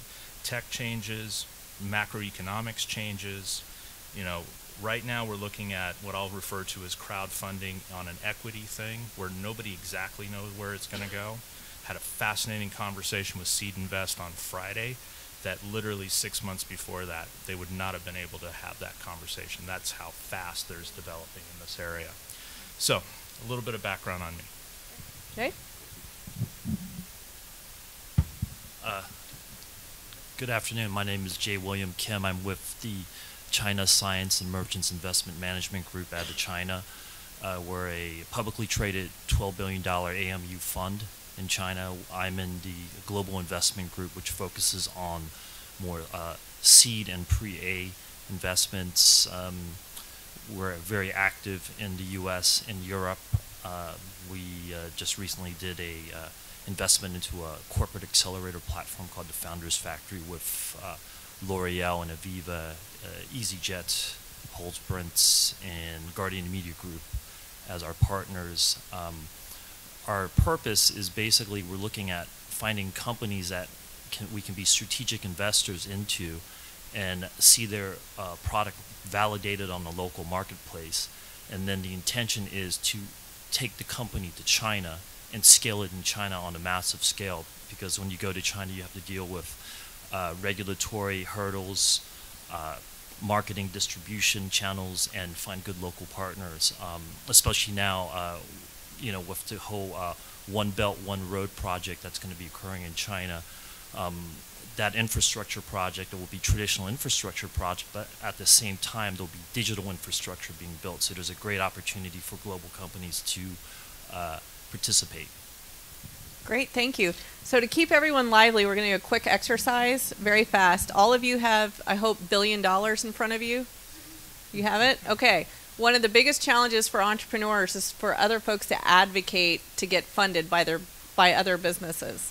So while you're listening, I want everyone to write down one business, the top one that you think should get funded, in the middle of that circle.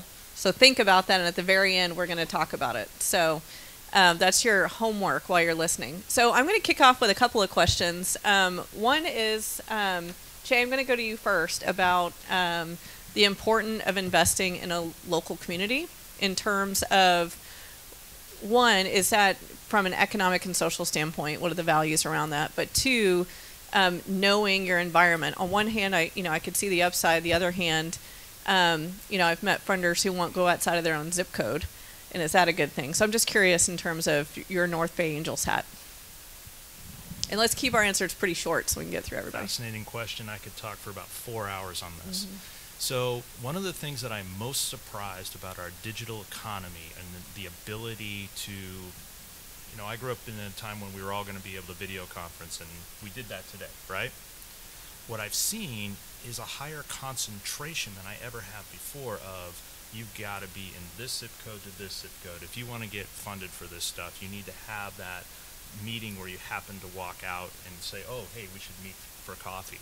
So I'm very interested in where this ends up because I don't know. What I do know is if you look at an angel group, He's having trouble hearing you, so pull your mic just a little closer. Sorry.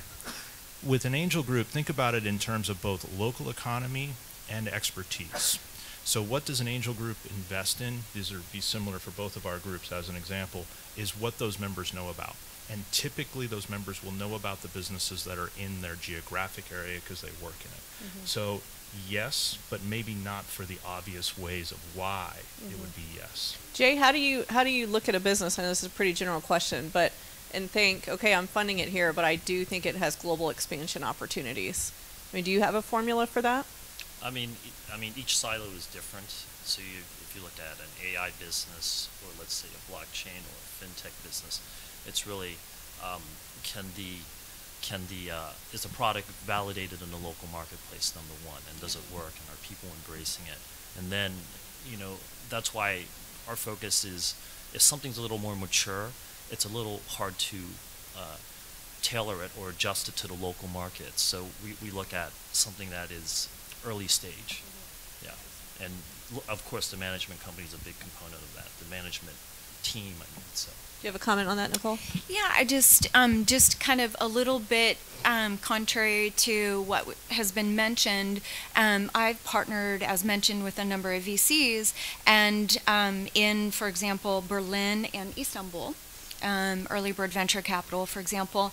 And what I found is years ago, most of the VCs and angels around those businesses really wanted to have a thumb on the business and keep them close, right?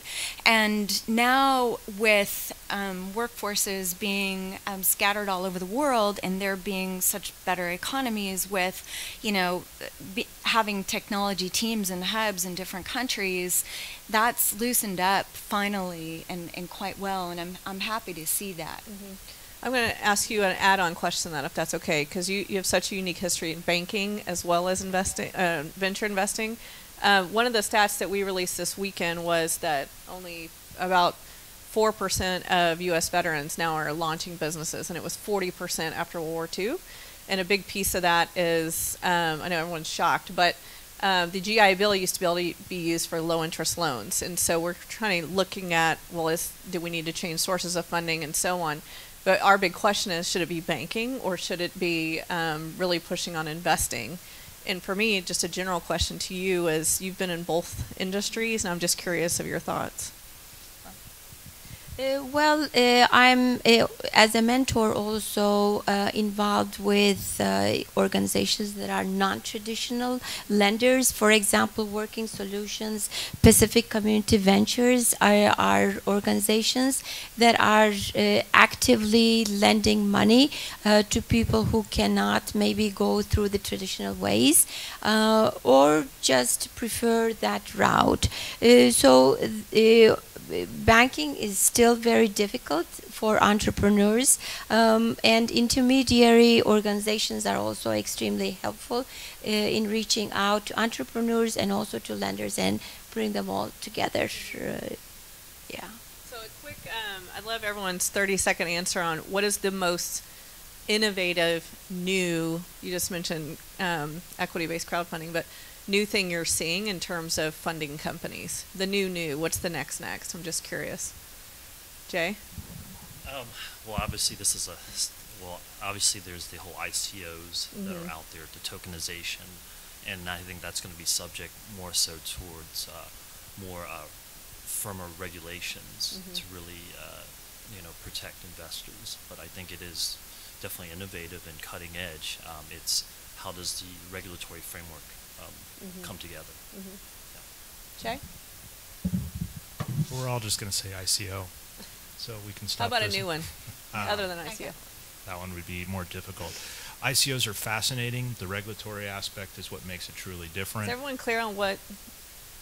Initial coin offering, so Bitcoin as a function of the valuation of your totality of your business, which smells a lot like equity, and Mark, we're going to talk about that over this weekend, I think. So it smells a lot like equity, but apparently it may not be. It could be very, very different. So that's interesting. I remain interested in the crowdfunding. The other part that the crowd equity funding, because I think that could result in a mini IPO market, because the major IPOs, reading the tea leaves, it doesn't look like the money is, that people are just not going to IPO anymore. Yeah, and it's something when the next Jobs Act comes up in Congress, everyone should pay attention to in this room, because we're going to have to kind of dictate, I think, as entrepreneurs, what that looks like. Is that a fair? I agree, because the IPO market's not working anymore. With the analysts won't follow you unless you're big enough. If you're big enough, then you can raise capital at very low rates, from $1 billion or $100 billion SoftBank fund as an example, and therefore the traditional idea of raising capital in the IPO, to go back to like an Apple did, Apple could never IPO the way it did in today's market. So either we're going to close that off completely, or something else is going to come in, and it might be the crowdfunding stuff, or it could be a horrible disaster. We don't know yet. Yeah. Nicole, what's your next? Well, it's actually a new take on something that's existed before. So I recently just decided I was going to really focus on standing alongside of my fellow female founders and female investors. And so that's why I'm helping, female founded companies with growing their businesses and trying to model behavior with investing in female founded companies. And one of the things that's really come up in this space is creating syndicates. And so these syndicates are a number of investors coming together at smaller check sizes to get involved and really help fund a business. And I know even for Barn Raiser, we're raising money currently. And there are a lot of women in particular who wanted to jump in, but more so at the 25 grand level. And so we pulled together an LLC that's completely separate than the existing syndicates like the Portfolios of the world, Golden Seeds, and organizations like that. So it's an old vehicle that used to be used in the tech days. Yes, syndication, I'd say, is very hot, and I've been involved through Keiretsu and other organizations also. And I wanted to go back to your previous question as well and add a few things. Keiretsu does investing on a local basis, and then because of the worldwide offices, it gives the entrepreneurs another opportunity to go worldwide. And then we have also added an another layer, which is Kerotsu Capital. So all those who have been funded can go for a sort of a third round, which is excellent for the entrepreneurs. And I'll just take a moderator's privilege and flag that the new increase again of private wealth, I think, is really interesting. So, and particularly high net worth folks who know an industry, I think that's really interesting, particularly for pockets like women, minorities, veterans who don't fit in the traditional structures. So I'm going to ask everyone really quickly to fill out your bills. So write one company, because what we're going to do is, so the company I chair is Alice. She is an artificial intelligence platform that's like Siri for entrepreneurs. But we're a for-profit company, but we have a sincere mission to help companies get funded. So all of you, if you could write in the middle, I'm looking at you, oh yeah. What is a company that you're passionate about that you want us to promote? And then you post it to @TechBarrierAdvocates and Hello Alice, and we will match those companies with potential funders. So advocate for somebody, it's important.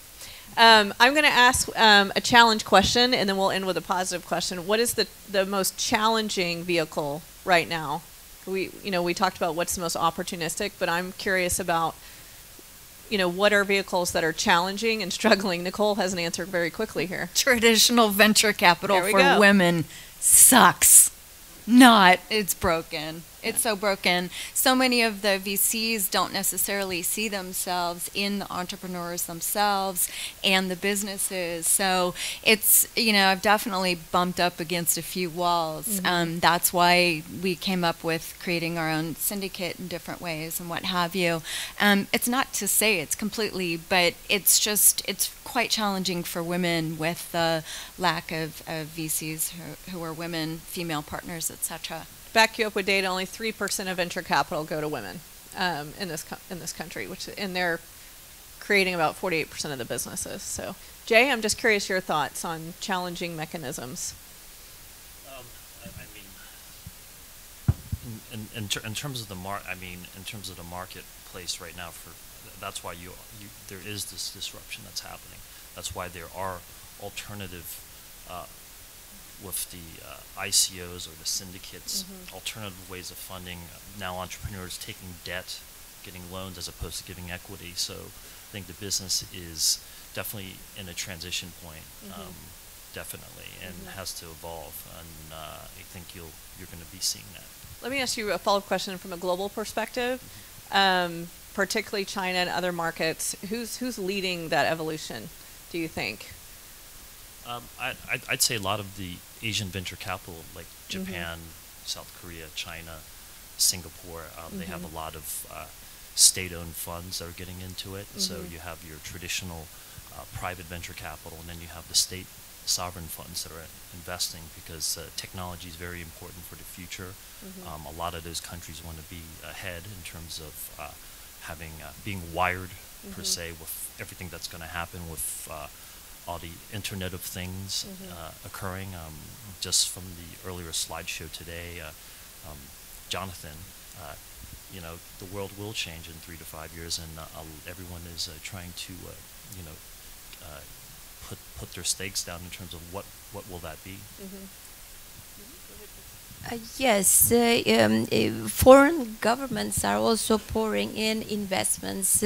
For example, through our Istanbul chapter, we have gotten a lot of investment from these emerging new investors who have accumulated wealth into the startups we bring from Silicon Valley. So that's very big as well. Yeah. I want to build on your comment and your comment.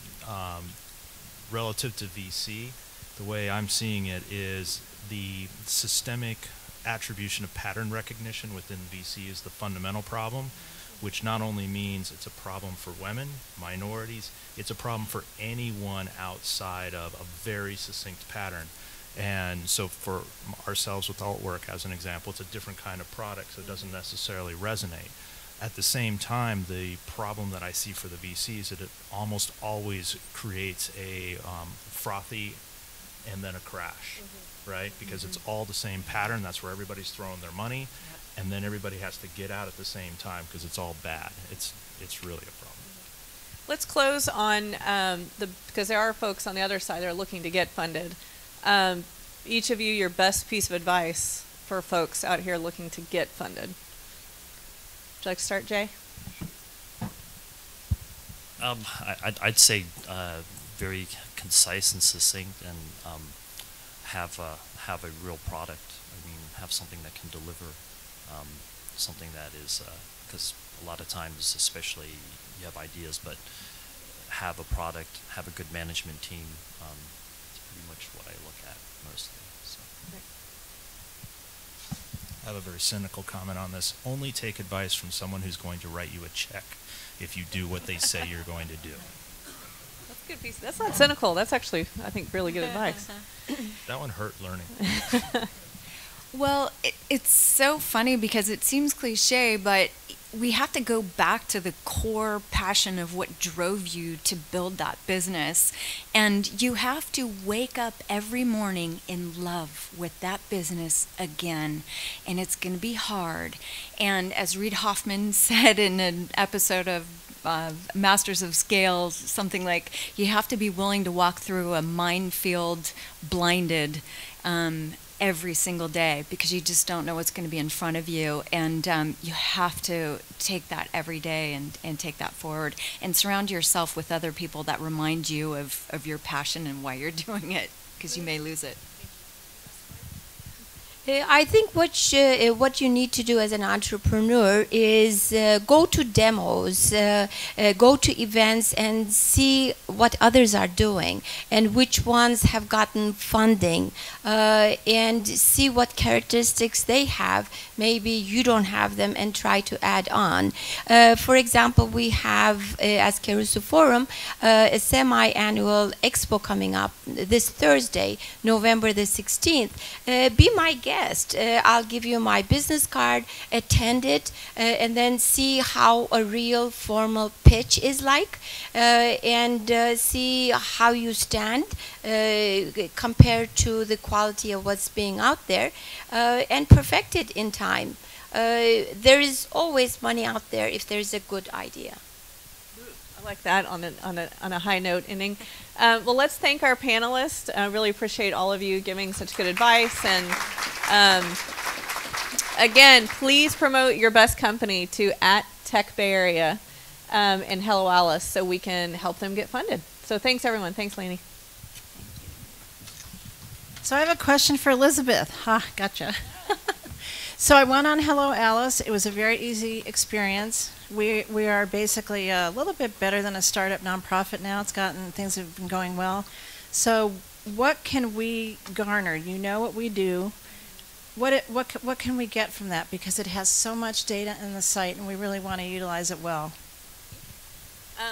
Sure. So my co-founder and I created Alice because we felt like there were connections not being made for entrepreneurs. So any founder, based on their stage of growth, their physical location, and their industry, gets pushed every piece of information they need to succeed in that moment. And instead of creating our own community, it pushes everything. So if I live in Sonoma County, it would tell me the best accelerator, the best attorneys, the best funders, the best banks, and by the way, there's an event coming in 2 weeks you should go pitch at. If I fly to Detroit, it will tell me all of that. The other thing we do is work with enterprise companies, so Dell, Intuit, you name it, of that $2,000 to $5,000 that every entrepreneur has to spend a month on services, to package basic services and get those cheaper to entrepreneurs based on their industry. So for organizations like this, what we're trying to do is digitize all your best information, and we do that for free. So we'll take everything you're offering and put it on this machine learning system, so it gets pushed to folks that it would actually help. So we're about to, for example, take the SBA and finally put them on digital. It's going to be millions of dollars in projects, so it actually pushes to the right people that it can support. Same thing with USO veterans, same thing with 500 startups. So hopefully through AI, we'll finally get those connections.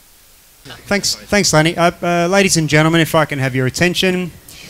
I just want to kick off with the first of a two-part session that we're going to have to end off the day. I and my panelists are fully aware that at the end of the day, after the scheduled finishing time, we stand in the way of you getting to drinks and getting something to eat. So we've gone for the abridged version of our presentation.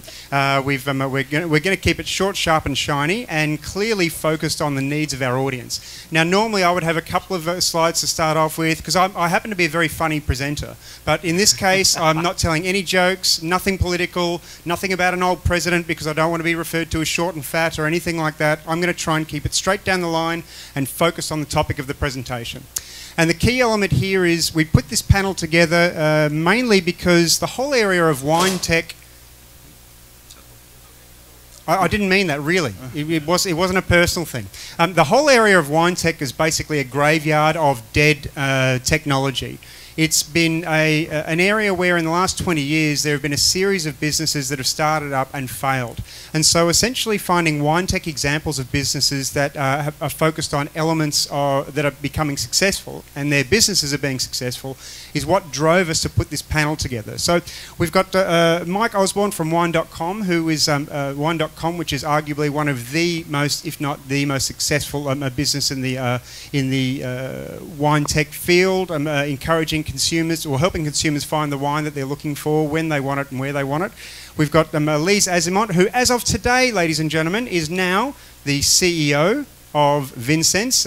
She's also listed down in the catalogue as coming from the Director of Viticulture of Coppola Wine, Francis Ford Coppola Winery. We've got Adrian Tamblin, who is the CEO of Wine Routes and a founder of the organisation. And on the end, we've got Jacob Moynihan, who is the CEO of Merchant 23. Now, this is an organisation which helps wine businesses in the B2B environment find the wines that they look for. They work as a facilitator of connecting buyers and sellers. So what we're doing here, instead of giving you the opportunity to ask questions at the end of the session, I want to give everyone a chance to ask questions during the session. And so what I've done is, in the interest of trying to utilise the technology, I'm using an app called Slido. Now, Slido, if you look in a web browser, if you look on your phone, if you use a tablet or whatever is in front of you, if you want to ask questions of this panel, you get a chance to put the panel in, you get a chance to put the question up in your own way.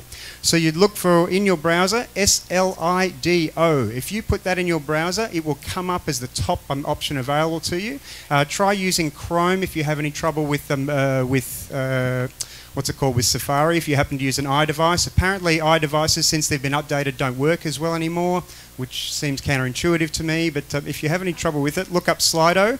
And in the event code, if you put in the code X for X-ray 648, you will find this session. Now, the reason I'm just explaining this to you is because it is so simple, you should be able to find it just by me telling you the instructions. If you look up Slido, S-L-I-D-O, and you get on that page, and you will find a field called event. And in that event code, you put X648. And you will have an opportunity to present a question. You can attach your name to it if you wish to. And at the end of the presentation, I will hit this panel of crack experts in the field of wine tech with your questions personally. So without further ado, if I could start by handing over the microphone to Mike Osborne to tell us what led to the genesis of and the success of Wine.com. Thanks, Damien. So yeah, WineTech, I love wine and tech, and I had started a business during high school writing software, so I came out of the tech angle, had 10 years, 12 years of a software business, which I was able to turn that hobby and habit of wine, which by having a mature software business for a bit of time, into the business that we are today at Wine.com. I started a retail business of wine because I disliked the way wine was being sold and offered at the time. Essentially, two options were either a self-service option, a wall of wine at a grocery store or liquor store, or worse, a pretentious little old man behind a counter that you had to talk out of buying that bottle of wine.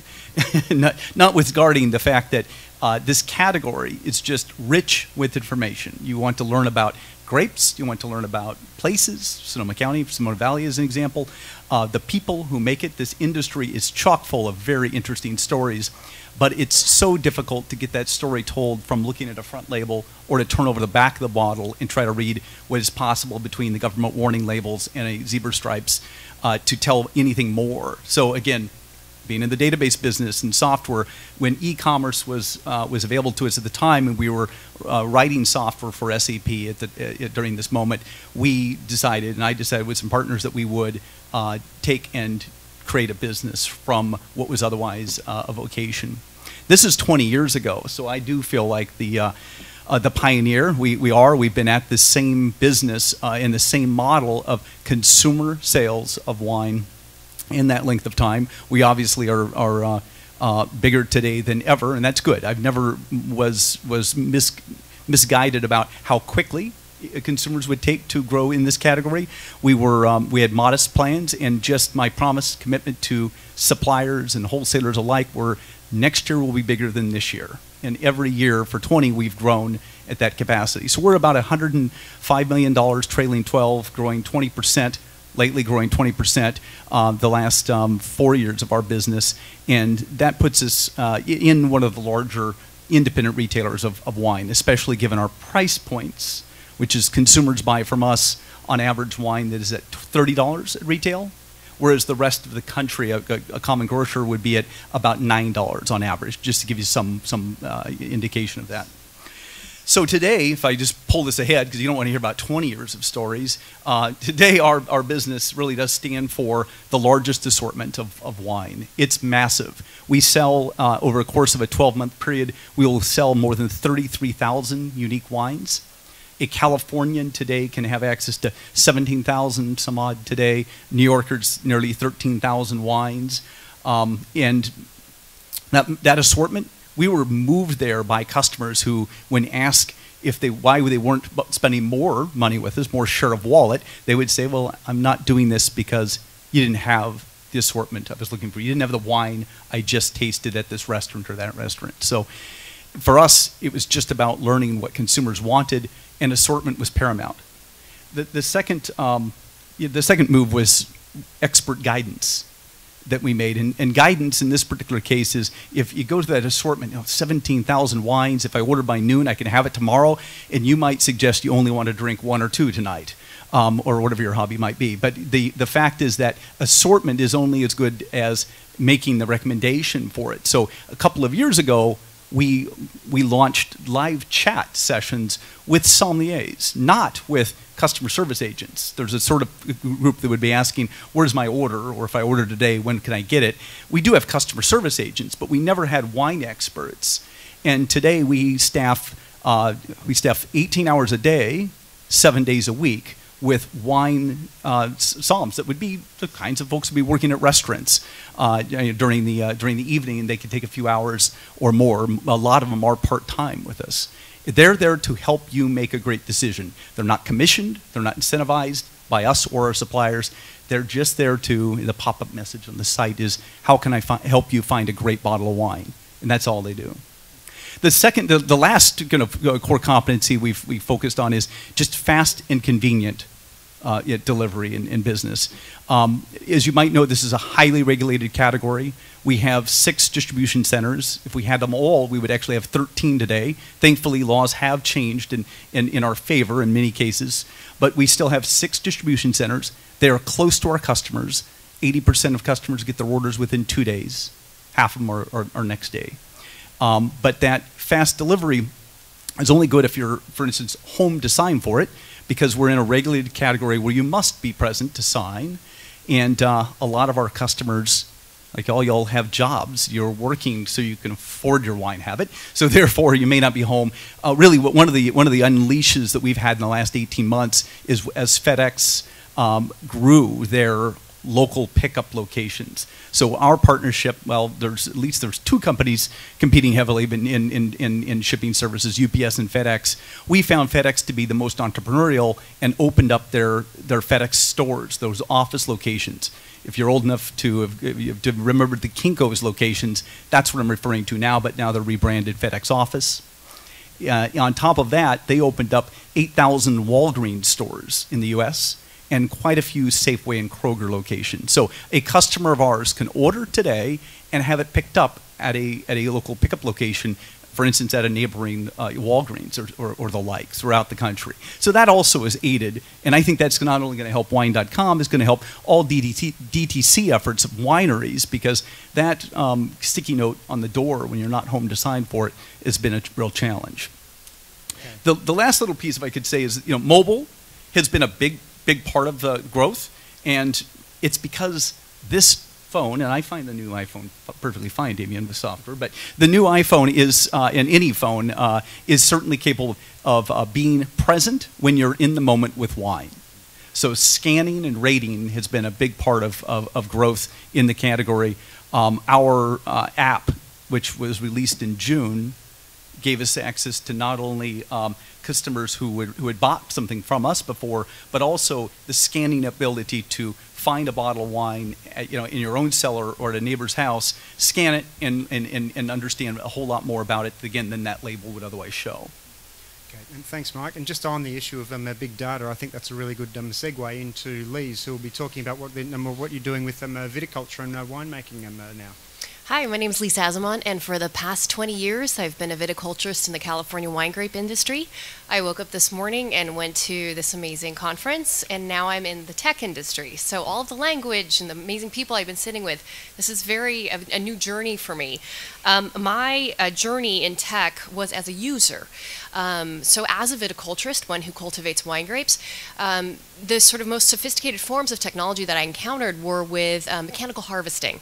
All the pinch points in the California wine grape industry that we encounter, we tend to go to technology, go to tech, and ask, hey, can you help us out with this problem?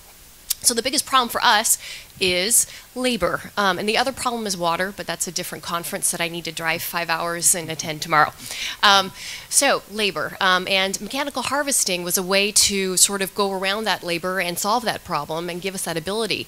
And then suddenly, with advancements in technology, people looked at mechanical harvesting and said, well, instead of just picking the grapes, perhaps we can pick the grapes in a better form and deliver a better product to wineries. So then came optical sorting and even more beautiful harvesters. So that's sort of the world that I was sort of involved in, which was sort of, I have a problem, tech will answer this problem in some sort of physical capability. Enter my new world. For the past 2 years, I have, well, actually, that's a lie. For the past 8 years, really, we've been working with, at the Francis Ford Coppola Winery, I was working with tech companies who we were approaching them, and they were approaching us to solve problems that weren't just a physicality of how to accomplish your business, but more how to understand data. The California wine grape industry, which you're hopefully going to be drinking quite a bit of in about 2 hours, most likely Sonoma County, that we have to over-deliver on quality for the price point in which we have. Okay, so the quality in the bottle that you purchase for California, which would probably be anywhere from a $10 bottle of wine, $9.99, to anywhere upwards of 35 to 50, must over-deliver on that price point. And to do so, we have to be very sophisticated in our vineyards. We have to be very sophisticated in how we approach vine balance and create the most beautiful wines possible in the vineyard. So when I was starting this journey, I encountered a couple companies. Actually had the chance to pitch to the NSF. They were going through a $40 million funding round a couple years ago, and I was one of the people, lucky them, who got to present to them. And it was sort of like this tech and producer dating game. At the end of it, all of these people were standing in front of me, and they wanted to work with us and try to solve the problems that we were having in California wine grape industry and agriculture in general through technology. And one of those was a company called TerraVion. It was a startup out of Carnegie Mellon University, and they were exceptionally young, bright men who now have this company that basically does high-frequency visit aerial imaging. Now, up until that point in time, the wine grape industry said, oh, I get one kind of picture from, my buddy in a plane, and then he sort of translates this into NDVI and IR, and I make grand generalizations on the entire year of farming, which, you know, in my world, if, you know, we're looking at anywhere from $7,000 to $12,000 per acre to farm, okay, in the California wine grape industry. That's a lot of money, and that's a lot of money to place on one picture in one point of time, perhaps in the time of raisin when the grape berries soften. So they looked at that and said, hey, we can do better, and we're going to give you imaging every week. And then it was sort of this conversation at that point in time. Well, I'd love sort of greater indexing on NDVI. I think I can make better decisions based on that if you gave this to me, so forth and so on. So now the product sort of developed, and we kind of had this piece with them, which was wonderful. After that, we started working with a company called Vinsense, V-I-N-S-E-N-S-E. That's where I am today. I woke up this morning as their CEO. And they came to me and said, hey, what's your biggest problem? And I said, there are too many metrics in vineyards and in wineries and in wine in this world. And it would be great to have a way to sort of look at these metrics, make greater decisions, and be able to deal with all of this big data. It's crazy. I'm using my hands because this is really honestly what it feels like every day in a vineyard. 200 million decisions you make when you're walking through a vineyard down a vine row. And they said, well, we have this ability to look at soil stratification and look at soil classifications and apply that to create visual analytics for growers to make better decisions day to day in your farming practices. I said, oh my God, where have you been all of my past 18 years in this industry? And thank you so much for this. And so I've actually consulted for them for the past 2 years. And now obviously, you know, the story is set. In addition to that, though, there's other companies that are coming up, brilliant tech coming up, that are basically looking at solving this problem of the multitude of metrics that you have in vineyards and in science of viticulture, and how to bring them to you on some sort of platform and help you make decisions. One of those companies is called Arable, and they're out of, I think, Princeton and UC Davis. And they were a tech startup as well. And they came to work with us, and they're sort of this, they're a device that we place in the vineyard. And it's a lifetime live feed weather station that also basically is your eyes, ears, and true up of all of the data that you have running throughout that growing season. Believe it or not, up until this point in time, we've never had anything like that. We're yeah, so sure. tight for time. And I guess I could kind of stop there. I guess my main point is, as a user of tech in agriculture, I believe that all boats will rise in the tech tide, and that as long as tech keeps approaching this problem of looking at big data and metrics, I think that California wines will become better. Okay, and thanks for that. And on that note, Adrian, can you lead us into the question on the consumer? How does WineRoutes look after the interests of the wine consumer? Yes, my name's Adrian Tamlin. I'm the CEO and co-founder of a company called WineRoutes. We're a local Sonoma County-based business, and for the past 2 years, we've been developing an app specifically targeted to the wine industry. Basically, I'll tell you a little bit about my story and my background and how this process got started. I grew up out in Forestville, out in Sonoma County, which is just west of here, population maybe 3,200. Very small little town. And basically, I was surrounded by vineyards growing up. And as I got older and then my experiences kind of progressed, my palate got a little bit better. I had a little bit more money in my pocket to go wine tasting. I really found that there was just a cornucopia of wineries around here. In fact, there's about 400 here in Sonoma County, another 600 between Sonoma and Napa and this area, Sonoma County. So really, I kind of, I had friends that would always be coming and asking me, Adrian, where should I go wine tasting? Where should I go? What should I do? You seem to be a wine guy. You lived in Sonoma County. You must have all the answers. And so that really grew into somewhat of a frustration. And somewhere around my 30th birthday, I was given a gift of a journal from my aunt. I thought it was a pretty thoughtful gift. The idea behind it was that I could write down the different places that I'd gone, the tasting notes that I had, and I would never forget the places that I had gone to visit. So that was a great gift, and I thought that was very thoughtful and whatnot, but being a digital guy, I said there must be a digital solution for this. And so I started to look, obviously you get on your mobile phone and you start looking in the App Store, and there was really nothing that was suiting my preferences of being able to find wineries based on the amenities that they have, the varietals of wines that they serve, the price, the rating, the reviews. If you think of like a Yelp model, there's nothing that directly speaks to the wine industry itself. Wine industry is very niche, but really I think as I took a deeper dive into looking at the problem from the consumer's perspective, I also noticed that the brands have a heck of a time as well. Their main problems, after doing some research from some of the folks here at Sonoma State, I looked at dissertations and whatnot in some of their research, and I really found that their number one problem is building brand awareness and engaging with their consumers post-visit. So in comes Wine Routes. Wine Routes at its core is a national winery trip planner. It helps users find wineries based on their amenities, the varietals of wines they serve, and that's basically the first hook to get the consumer started in the process of going and curating an experience in the wine space. The second part of this three-step thing is we really want to engage the consumer when they arrive at the winery. And the way we do that is by digitizing the menu for the winery. They are now able, if you were to go to a winery and do a wine tasting, you will be able to see all the wines right there on your mobile phone and interact and engage. Remember the wines that you drink. But more importantly, it also provides a real key piece of data for that winery. They can start to understand what your tastes and your likes are. Let's say, for instance, that they understand that I like Pinot Noir because that's the wines that I'm going to taste. They can perhaps market with to me post-visit. So it's really about keeping that full circle of engagement from understanding what makes them special, the story that they have, engage with that consumer while they're at the winery, to the post-visit follow-up. We have a new event, we have a new release, etc. So that's Wine Routes. We just launched a month ago. We're in the App Store, so we encourage you to get involved at this early stage so that we can kind of shape the future of wine country travel. And we're mainly on Instagram, so follow our journeys there. We'd love to have you. Okay. Adrian, thanks very much for that. And Jacob, I was going to say, to close things up, the good news is there are a lot of questions coming up, so we'll be able to discuss them afterwards in the drink. So Jacob, if you can lead us home, that'd be great. Yep. My name is Jacob Moynihan, and I'm the founder of Merchant 23. And does everybody here know what the three-tier system is in the alcohol beverage trade? So it's this really kind of archaic, crazy, over-regulated system that's out there.